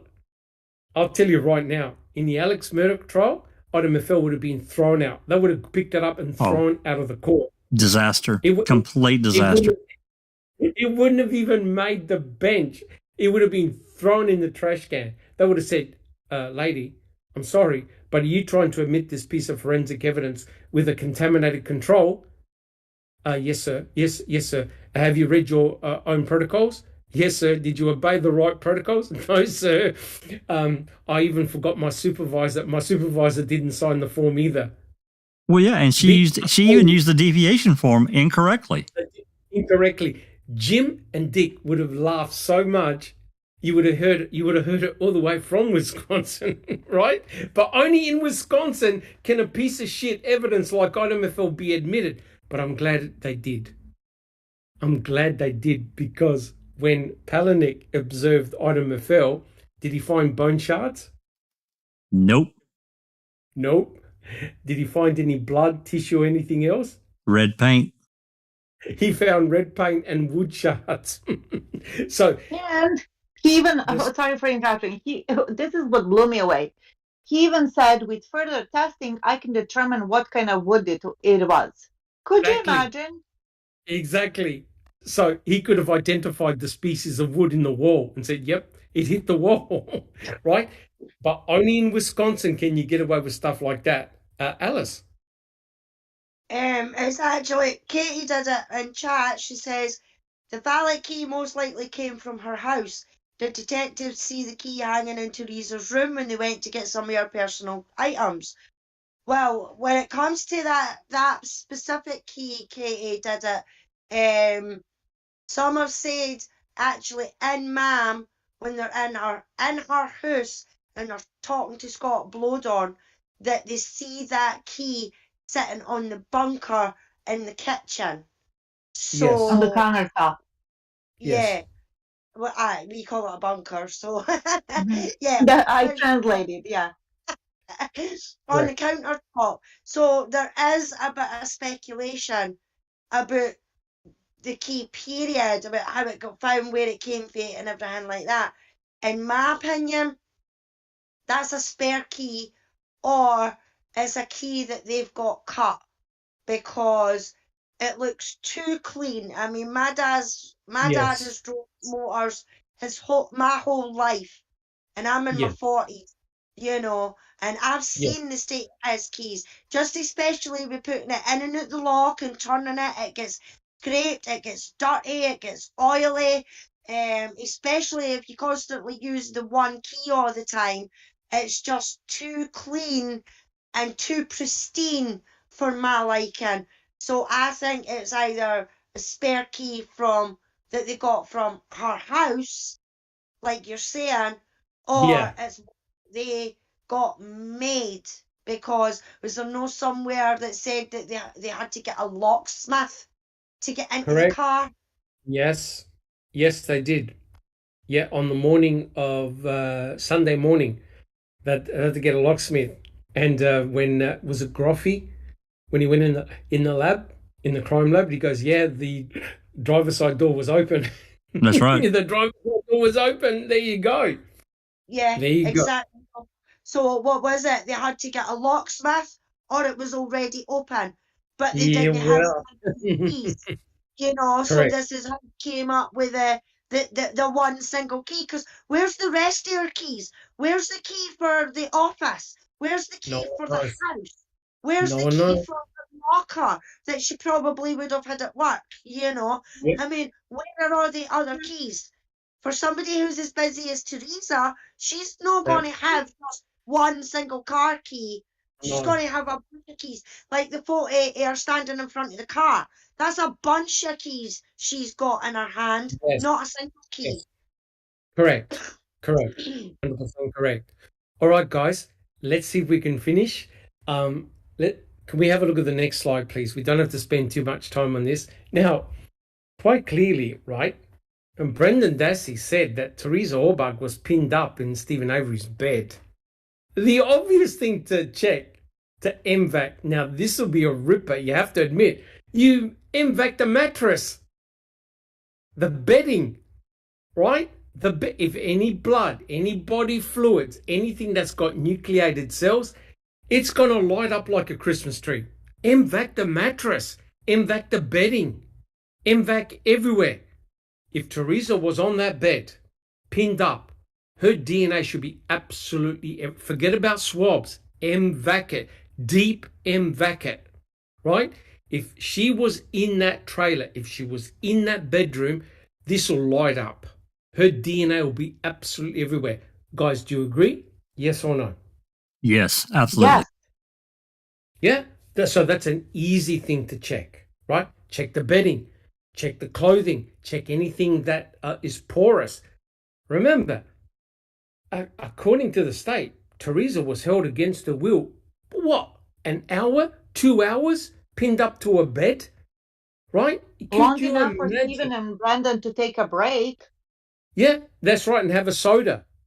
Right? Yeah. Could you imagine how much of her DNA no matter how forensically clever you are, you're not going to be able to eliminate it all. There are crevices everywhere. Jack 61. Oh yeah, absolutely. I mean, if she was pinned up on that bed, there were, and stabbed, cut, whatever else, and they were, she was being assaulted, there would be some type of bodily fluid from Teresa on that bedding and or the mattress, and potentially even that But she floor. didn't die yet. Right, she didn't die yet. But there's carpet in that room. That's right. Oh my God. Imagine if Teresa Halbach even just spat saliva. Could you imagine the amount of DNA you get from that? I know I'm being horrible here, but if this poor woman was hooked up in her bed, are you trying to tell me she sat there without a fight and a struggle? There would have been body fluids absolutely everywhere. The whole state scenario is so stupid. I cannot believe it even went to trial. That's how ridiculous it is. Right, guys? Jack 61. That's right. And our goal is different than their goal. Their goal was to put Avery back in prison. And Brendan was hooked around the neck and brought in to support that. Our goal is the truth. Our goal is the truth. So it is macabre, but this is the whole goal for us, to get actual justice, not this bullshit that we've got. Sorry. Correct. Jack 61, if we can have the next slide, we can actually skip, we can just show 47 and 48 quite quickly. 47 and 48. Now, these are very important pieces of forensic evidence. Don't you agree, guys? They're the bed heads and the foot of the bed. According to Brendan, Teresa Halbach was tied up to these posts. Her DNA will be absolutely everywhere. Skin, blood, everything. Those beds will light up like a Christmas tree. There would be DNA everywhere. M-Vac. Look at the surface of that bed head, right? Was Teresa's head touching that bed head? Is there DNA of Teresa there? According to the state, they did all the swabbing and found zero. M-Vac it. Test it. Whose DNA is on that bed? Check the post. M-Vac the post. It's wood. You got crevices. It can hold skin cells. Test it. Do you find the presence of Teresa Halbach in that bed? And if you can't, you're making the state's case look so stupid and sloppy that surely a judge with half a brain is saying, well, wait a minute, the victim was meant to be here. Are you kidding? There's no evidence of it. So 47 and 48 are the bedhead. Check them and vac them. And if we have a look at slide number 49, this is the infamous cupboard where the aliens put the key in, right? M-Vac it and check for alien DNA, right, guys? Right? Check for alien DNA. Find up Area 51. Have you found aliens in Manitowoc? All jokes aside, is Teresa's DNA on that cabinet? If that's her key, and did any of her DNA transfer to the cabinet? M-Vac it, test it, it's wood. Whose DNA is on that cabinet, right? So there are plenty of things that Kathleen Zellner and Nyrider and Drizzen can get access to. Check them, M-Vac them. What story does it tell you? Right, guys, we're nearly finished. Now this one, slide 50. Now, how important is this, right? According to the state, Stephen used the rifle to kill Teresa Halbach, right, guys? Right. Right?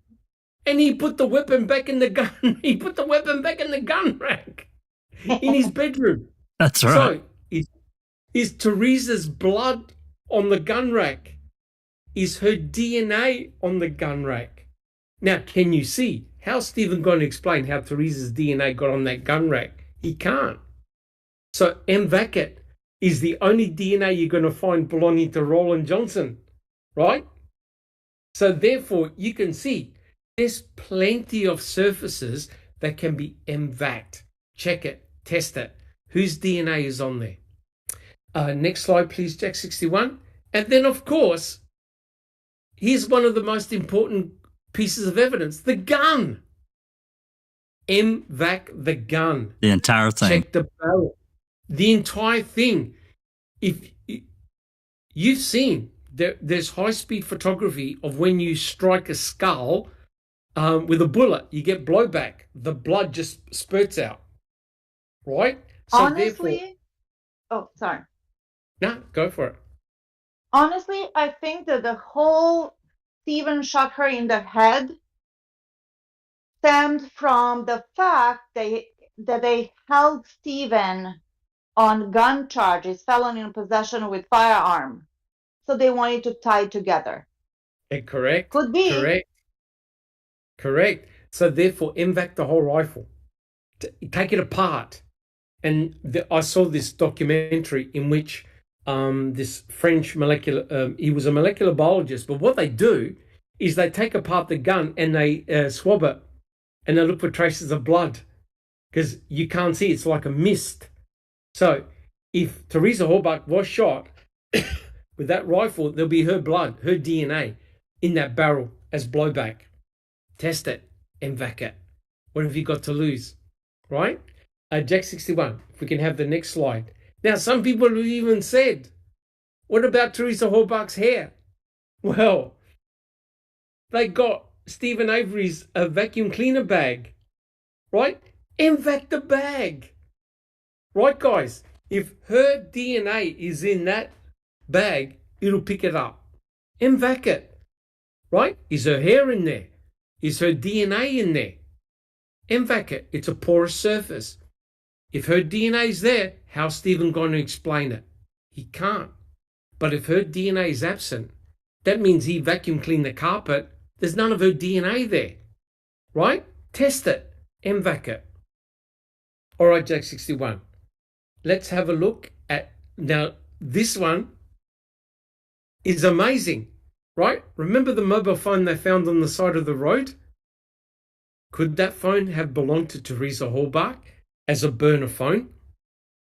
So therefore, M-Vac, the surface of the mobile phone, whose DNA is on there? Is it Teresa's? How do you explain, how would you explain that, Jack 61, if Teresa's DNA is on that phone? That's her burner phone. Houston, we have a problem. We got a problem. Yep. We got a massive problem. Could have been the killer's phone. Yes. So what I'm saying is, all of these pieces of forensic evidence would tell you a story, right? So when you look at all the evidence, you go, oh my God, yep, this person's DNA was here, there, but not there. Oh, Teresa's DNA was here, but not there. It builds up a map, right? A much more comprehensive map. Jack 61. Yeah, this next one, I'm not going to say what it is, but this next photo is a real doozy. All right, let's have a look at the next picture. Oh, yeah. Oh, yeah. Now, look. Paul Brendan said, oh, yeah, there was blood. You know, he got convinced. First it was motor oil, and then he changed. Fassbender convinced him that it was blood. He goes, they look like blood, Brendan. So therefore, Brendan was wearing, I believe, these sneakers and was cleaning the garage with them. So he would have stepped in blood. So therefore, test the shoes. Is Teresa's DNA underneath the shoes, on top of the shoes? Jack 61. Yeah, we've got photos somewhere of the bottom of these shoes and those cracks and crevices. And I'd said before, not talking about M-Vac, but you know, what regular swab, get a swab down in there and get it down in them crevices and see if you can find any of Teresa's blood. It would be there. Correct. If there was actually. Correct. So, yeah, M-Vac the hell out of it.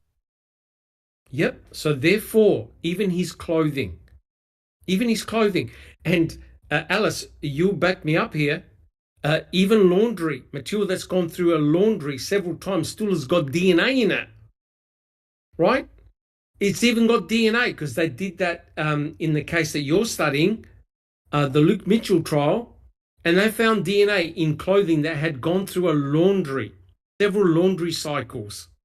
Yeah, Yes. right, Doc. Yeah, that's exactly right. They tried to say that the full profile semen that was found on Jodie's T-shirt at the scene of the crime belonged to her sister's boyfriend at the time, and the people who inspected it said that it smelt clean of Yes. detergent. So it Yes. had been put through the washing machine and it was a clean t-shirt, but they were still able to get a full profile of Yep. DNA from for the sister's boyfriend. And that's when the police gave them the story that Jodie borrowed her sister's t-shirt, even though they lived about 2 miles apart from each other in separate houses. So it was all a load Correct. of rubbish for that as Yep. well. But yeah, even clothes that have been washed, Doc, can still have DNA on it. You're absolutely right. So as you're saying, in fact, every single item that has been tested or still to be tested or not even been tested, it all needs done with the M-Vac. M-Vac. Steve, according to Brendan, he was standing in blood. He was cleaning blood, right? And you don't need much DNA from white blood cells to extract it. So therefore, test the shoes. M-Vac them. M-Vac his clothing, what he wore that night. Isn't it amazing how the state will rather come up with a bizarre explanation than go and check it and look into it? I won't check. And even Ronald Cass said, what about the bleach stained jeans? Yeah, perfect. Yeah, M-Vac it. M-Vac it. If there's been any blowback of blood, it'll be in the pants, right? Even if you had washed the clothing, it'll still be there. There'll be trace amounts, but M-Vac covers a big area. So therefore, how is Brendan Dassey going to explain how Teresa's blood is on his clothing or shoes? He cannot. He cannot. But if it's absent, if Teresa is absent, then that backs up his story when he said, I never saw Teresa Hallbach. I never saw her RAV4. So the M-Vac is perfect to test on the clothing, the shoes, right? All right, Jack 61. Now, we can go through this really quickly, the next couple of slides. Now, this is amazing. Look at all the instruments around the burn pit. There's tons of them. M-Vac them. Is Teresa's DNA on those items? Right? You got a hammer. I believe there was even a blade, right? A hacksaw blade, right, guys? There was a hacksaw blade that they left. The seat. Was she burnt on the seat? Is some of her DNA on those items? M-Vac them. Test them. If you can prove that none of Teresa's DNA is any of those items, and that we use, right, Jack 61, right, guys, to chop up the bones according to the state, and you can't chop up bones using those instruments. That's but they right. were saw cut marks, right? So therefore, check the burn pit. M-Vac those items. Do you find Teresa's DNA on them? Right? You know what? I even thought, pity, you could M-Vac the dog's collar and the chain, right? Because if he had ruffled through the bones and the burn pit, did some of Teresa's DNA transfer on the dog collar? Should be there. Yep, should be there. If her DNA is there, should be there. How's Stephen going to explain that? Now, if we look at slide 56, oh, look at this. You got a shovel. You got a shovel there, right? M-Vac it, test it. Is Teresa's DNA there? Did they use the shovel to break up her bones or, tend to the fire? Check it. Is Teresa's DNA there? How's Stephen going to explain that? And guys, my final slide, sorry for taking so long. We can check. Ready for it, guys? We can check. Let's put it up. Guys, what can we check? We can check the bones. Now, what's wrong with what I just said? You just said that we couldn't. I know. You know why we can't? Why? Why, Jackson? They're gone. Because they're gone. They're gone. That was a little bit cheeky of me, but yeah, they're gone. But that's an obvious thing to check, right? Who handled those cremains? Did they leave their touch DNA on the cremains? But they're gone. We can't test them. Right, guys. So my final slide is this. If we can just put up my final slide. My apologies for taking so long, but we had to be thorough, right? So my final slide is the following. And I asked the question, can the M-Vac system recover crucial trace DNA evidence in the 2005 murder of Teresa Hobart? I think the answer is a clear yes, right? I haven't even gone through all of the evidence. I just picked up a few items, and quite clearly, all those items are a treasure trove of what happened to that poor lady. And the state do not want that forensic evidence tested. But I'm telling you now, I hope Laura Nyrider and Steve Drizzen watch this and say, right, we demand the forensic evidence. We're going to M-Vac it and see how it goes. Thank you so much, guys. I hope you enjoyed the presentation. Jack 61. Awesome. Yeah, it was awesome, Doc. And you said it there. We've only really touched on just a really small portion of the evidence that was collected that has potential evidence that Teresa's DNA should be on there if it's true what the state said. 100% correct. Correct. So, if you own an item and you're touching it all the time, you would expect to find some of your DNA there, right? Now, remember, in that crystal case, the killer used a granite rock and left his DNA there on a rock, and they extracted 42 nanograms of DNA. Are you now trying to tell me that these items, which are porous, have got no DNA on them? The seats, the fabric, the carpet, the keys, the fob, the bedding. Guys, it's all there. The number plates, it's all there. Test it, M-Vac it, right? What have you got to lose? You tell Brendan, you tell Stephen, this is the type of testing we're going to do. If you were in there, we're going to find your DNA, right? And so, in a way, this is perfect to use to either exonerate somebody or make the state's case crumble to pieces, guys. So I hope everyone understood the M-Vac system and what it could potentially be used for.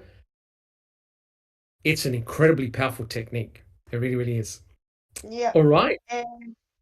Michelle C. and Chat Doc says, we did go over this at the beginning, Michelle, so you might want to watch it from the beginning, but we do go into it. But she says, what is the solution that is sprayed onto the evidence surface, and is it sterile?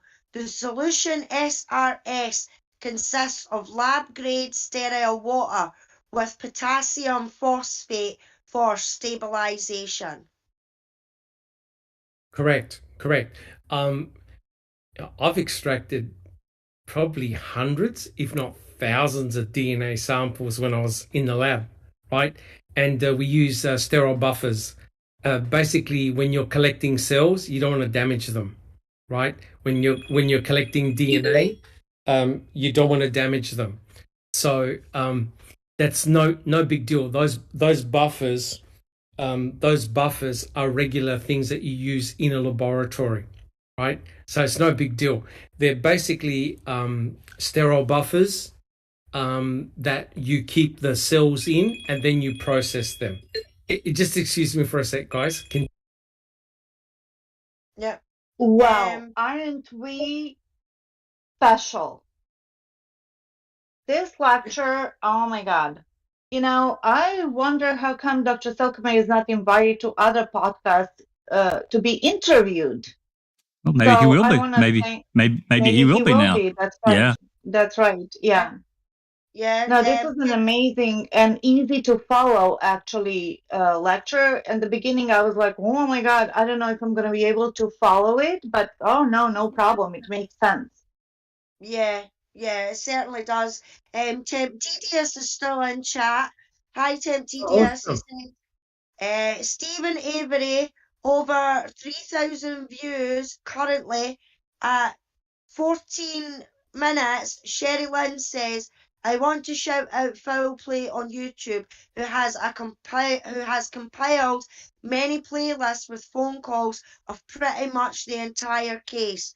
Thought Dr. Silkman and everyone on the panel might like to know your library helped inspire that super popular video. Thank you so much, Tim Tedious. We appreciate Awesome. it, and we appreciate it a lot. Awesome. It's great.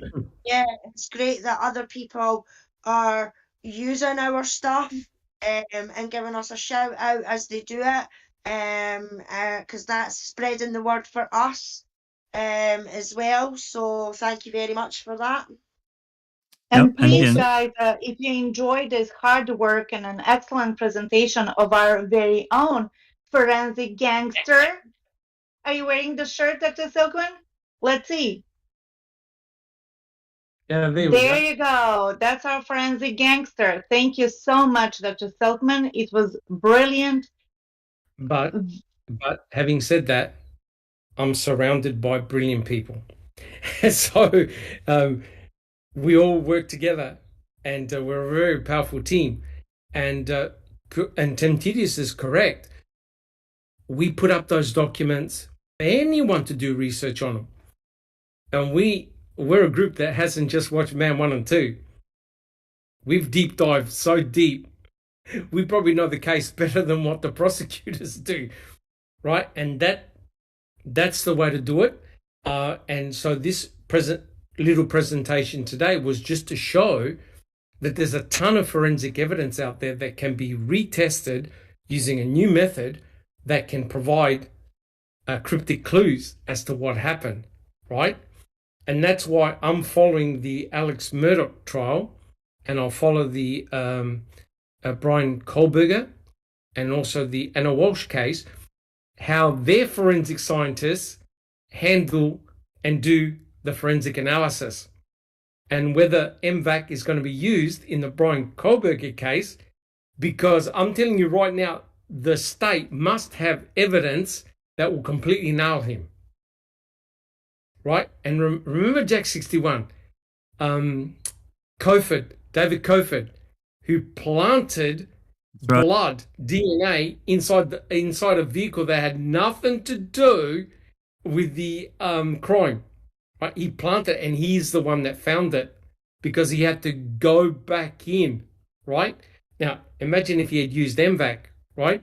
So you got to be careful because there could be nefarious intentions, right? If you put trace amounts of DNA and use M-Vac, you go, oh my God. That's why you never just M-Vac one object. Right. Everything we talked about, you M-Vac them all and you build up a profile, a picture, right? It's Exactly.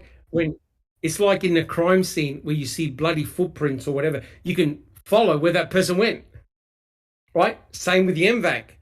Did that person touch the outside of the car, inside the car, under the hood? Bloody objects, right? All sorts of things. You build up a profile. What Shariko Hain did was so bad. It's a joke, a complete and utter joke. Now we can do a proper investigation using a few techniques. So I'd be very interested to see whether they actually can use the M-Vac. Well, that would be fantastic, in the Idaho 4 case, if they use it and this thing gets really put on blast, basically, for so many other, departments and so forth to see. I think it would really be a huge promotional tool for this work and what it could do for criminal cases, to get somebody or to free them. Correct. But now there are all these cold cases where it can be used, right? Forensic evidence that's been stored 20, 30, 40 years. They can now go back and say, oh, jeepers, let's retest this stuff, right? That's right. Like, for example, imagine if they had M-Vac back in 1985, Stephen never would have been in prison. They would have said, there's no Penny Bernstein DNA here. What are you That's talking right. about? That's It right. belongs to this guy. There you go. So now I can understand why the lawmakers don't want to introduce M-Vac. Because it's going to make them all look like a bunch of idiots and say, how the hell could you convict this guy or people based on the evidence you presented? The M-Vac is telling a completely different story. So I can see it both ways. Yep. All right. Well, look, guys, if you really like this presentation by our forensic gangster, please give us a like.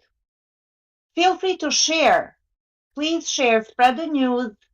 You know, we're all in this together, and we don't mind that at all. If you have any No. questions, go back to chat. Dr. Silkman religiously answers all questions. Yeah, and if you haven't subscribed yet, please consider doing that. Awesome. Awesome. Well, look, guys, we're getting into open mic territory, right, Jack 61, in terms of.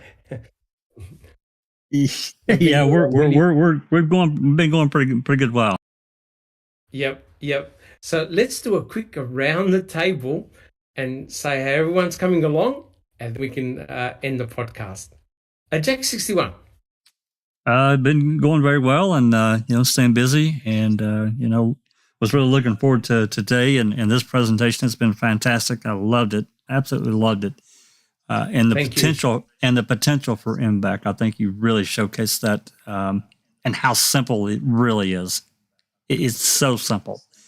And then for tomorrow, for open mic, we're going right back into the depositions, the 85 case, and that connection, and some of the really interesting gems that we've been able to pull out of that. It's a really interesting conversation for anyone that's interested. We'll be doing Lynn Zygmunt and David Hartman tomorrow, at least starting. Ooh. We'll finish Lynn Zygmunt because hers is really short, and then we'll start David Hartman. His is, we might not finish it, or not, I don't know, but that's tomorrow at 5 o'clock Central, so everyone can join us. Thank you. Awesome. Thanks everybody that stayed in the live chat and have asked questions and comments. It's been fantastic. It's been awesome. Yep. It has been awesome. Thank you so much, Jack61. Neverly, how about yourself? Boy, the more you know. Thank you so much. This is really cool. And maybe you can, in the future, give other presentations. You never know. I think people are sick and tired of me now. No, nothing like that. Actually, everybody's no way. You in the chat. Absolutely. Yeah. Fantastic. Yeah, thank you so much. We really respect and appreciate you. And just let us know what we can help you with. Other than that, I'm cool. Everything's well. Fantastic. Thank you very much, Neverly. And regrettably, I hate to say it, but we're going to go back to our favorite special prosecutor next week. Oh boy, Mr. Kratz. All right, Alice, how about yourself? How are you coming along?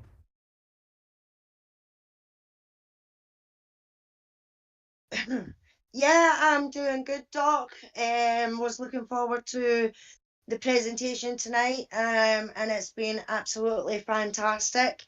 You've broke it down into layman's terms that everybody can understand.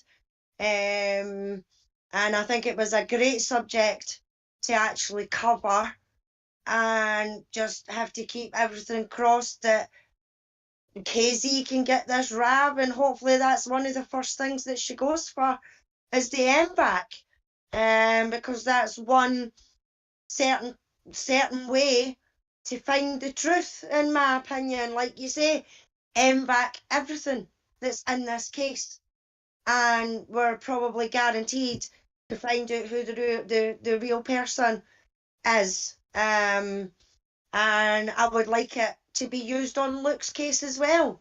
I mean, especially on like Jodie's trousers, because her own trousers were used to tie her hands behind her back. Yes. Her socks were put on after being knocked off. They were put on, but they were put on inside out. So there's going to be something on there as well. So I would like that to be used in Luke's case as well. I mean, I just hope that these scientists pick up that this is the new thing, you know, and it starts getting used more often in these cases. Not just Stephen and Brendan's cases, but any sort of serious case, like these are serious cases, because we've got to remember a young woman's life has been taken. You know, so to get justice for her, for Teresa, would be absolutely fantastic, but to get justice for the boys as well. And I think this could be one of the best ways to get it done. I think so. It's amazing. The M-Vac has reopened up this case huge, right? If you look through the forensic evidence that we just went through, and we didn't go through all of it, all of a sudden it reopens up this case in a way that you've never seen before and has never been attempted before. And I think there'll be some very important questions answered, right? Very important questions answered. And it got me excited. And I'm looking forward to it. I hope it can come to fruition. All right. Yeah. Thank you, Alice. And also with the Daniel Holtzall case as well. M-Vac, the plants, other items.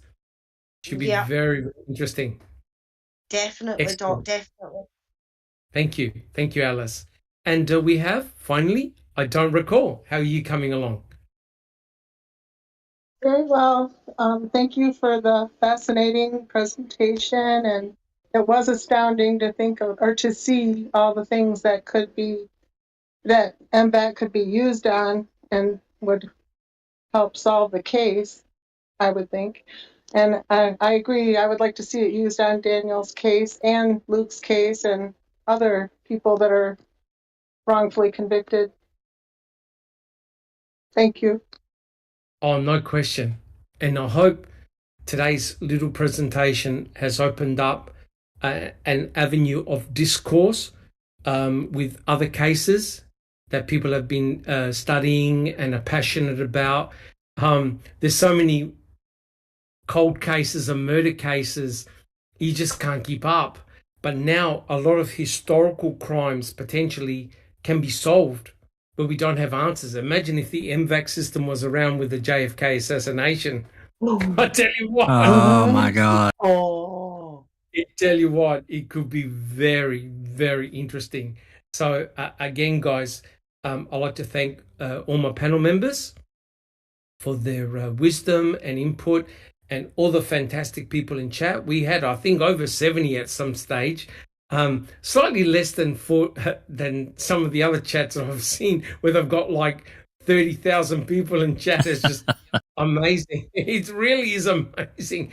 But hopefully this will open up an avenue for good discourse with other researchers and other crimes, etc., etc. And I'll be happy to talk to anyone regarding DNA and DNA methodology. So yeah, we'll take it from there. So again, guys, yeah. Dr. Silkman, quick question. Yes. Did you already mention, I'm sorry if you have, in the research for M-Vac, did they ever say how long in history they can go to extract a viable sample? No. As everyone who does forensic will agree, it's the sample and the quality of the sample that's critical, right? So if your DNA or your cells are crap, you're not going to get very good results back. If the sample is well preserved and properly kept in the right containers, then you should expect to see a good form of extraction, a good form of recovery, and possibly the ability to do a PCR to get a genomic profile. So it's critical that you look after the forensic evidence properly, because things like DNA cells, they can degrade over time. So the quality of what you obtain is crucial. If the quality is good, then you're going to get a result. And I'll tell you what, some of the historical crimes, imagine now going back and saying that person who went to the death chamber was in fact innocent, right? Here's the DNA profile that you couldn't test 30 years ago. Well, here it is right here. And that's how they got the Golden State Killer. His crimes were all committed pre-DNA, right? They all committed pre-DNA testing, but because they preserved the sex rape kits and other things, they were then able to trace him down, right? So again, it's the quality of the material and sample that's important. Thank you. Thank you so much. Guys. All right, guys. I think I'm going to have breakfast and lunch all at the same time. But hopefully, if everything goes well, we'll see everybody for the open mic. And we'll continue with the Reading with the Crew series, hopefully next week. Thank you, everyone. Thank you, everybody. Yep, thanks, Dr. everyone. Silkman. Thank you, Dr. Silkman. Yep, absolutely. And with that said, this has been a foul play for Dr. Thank you, everyone.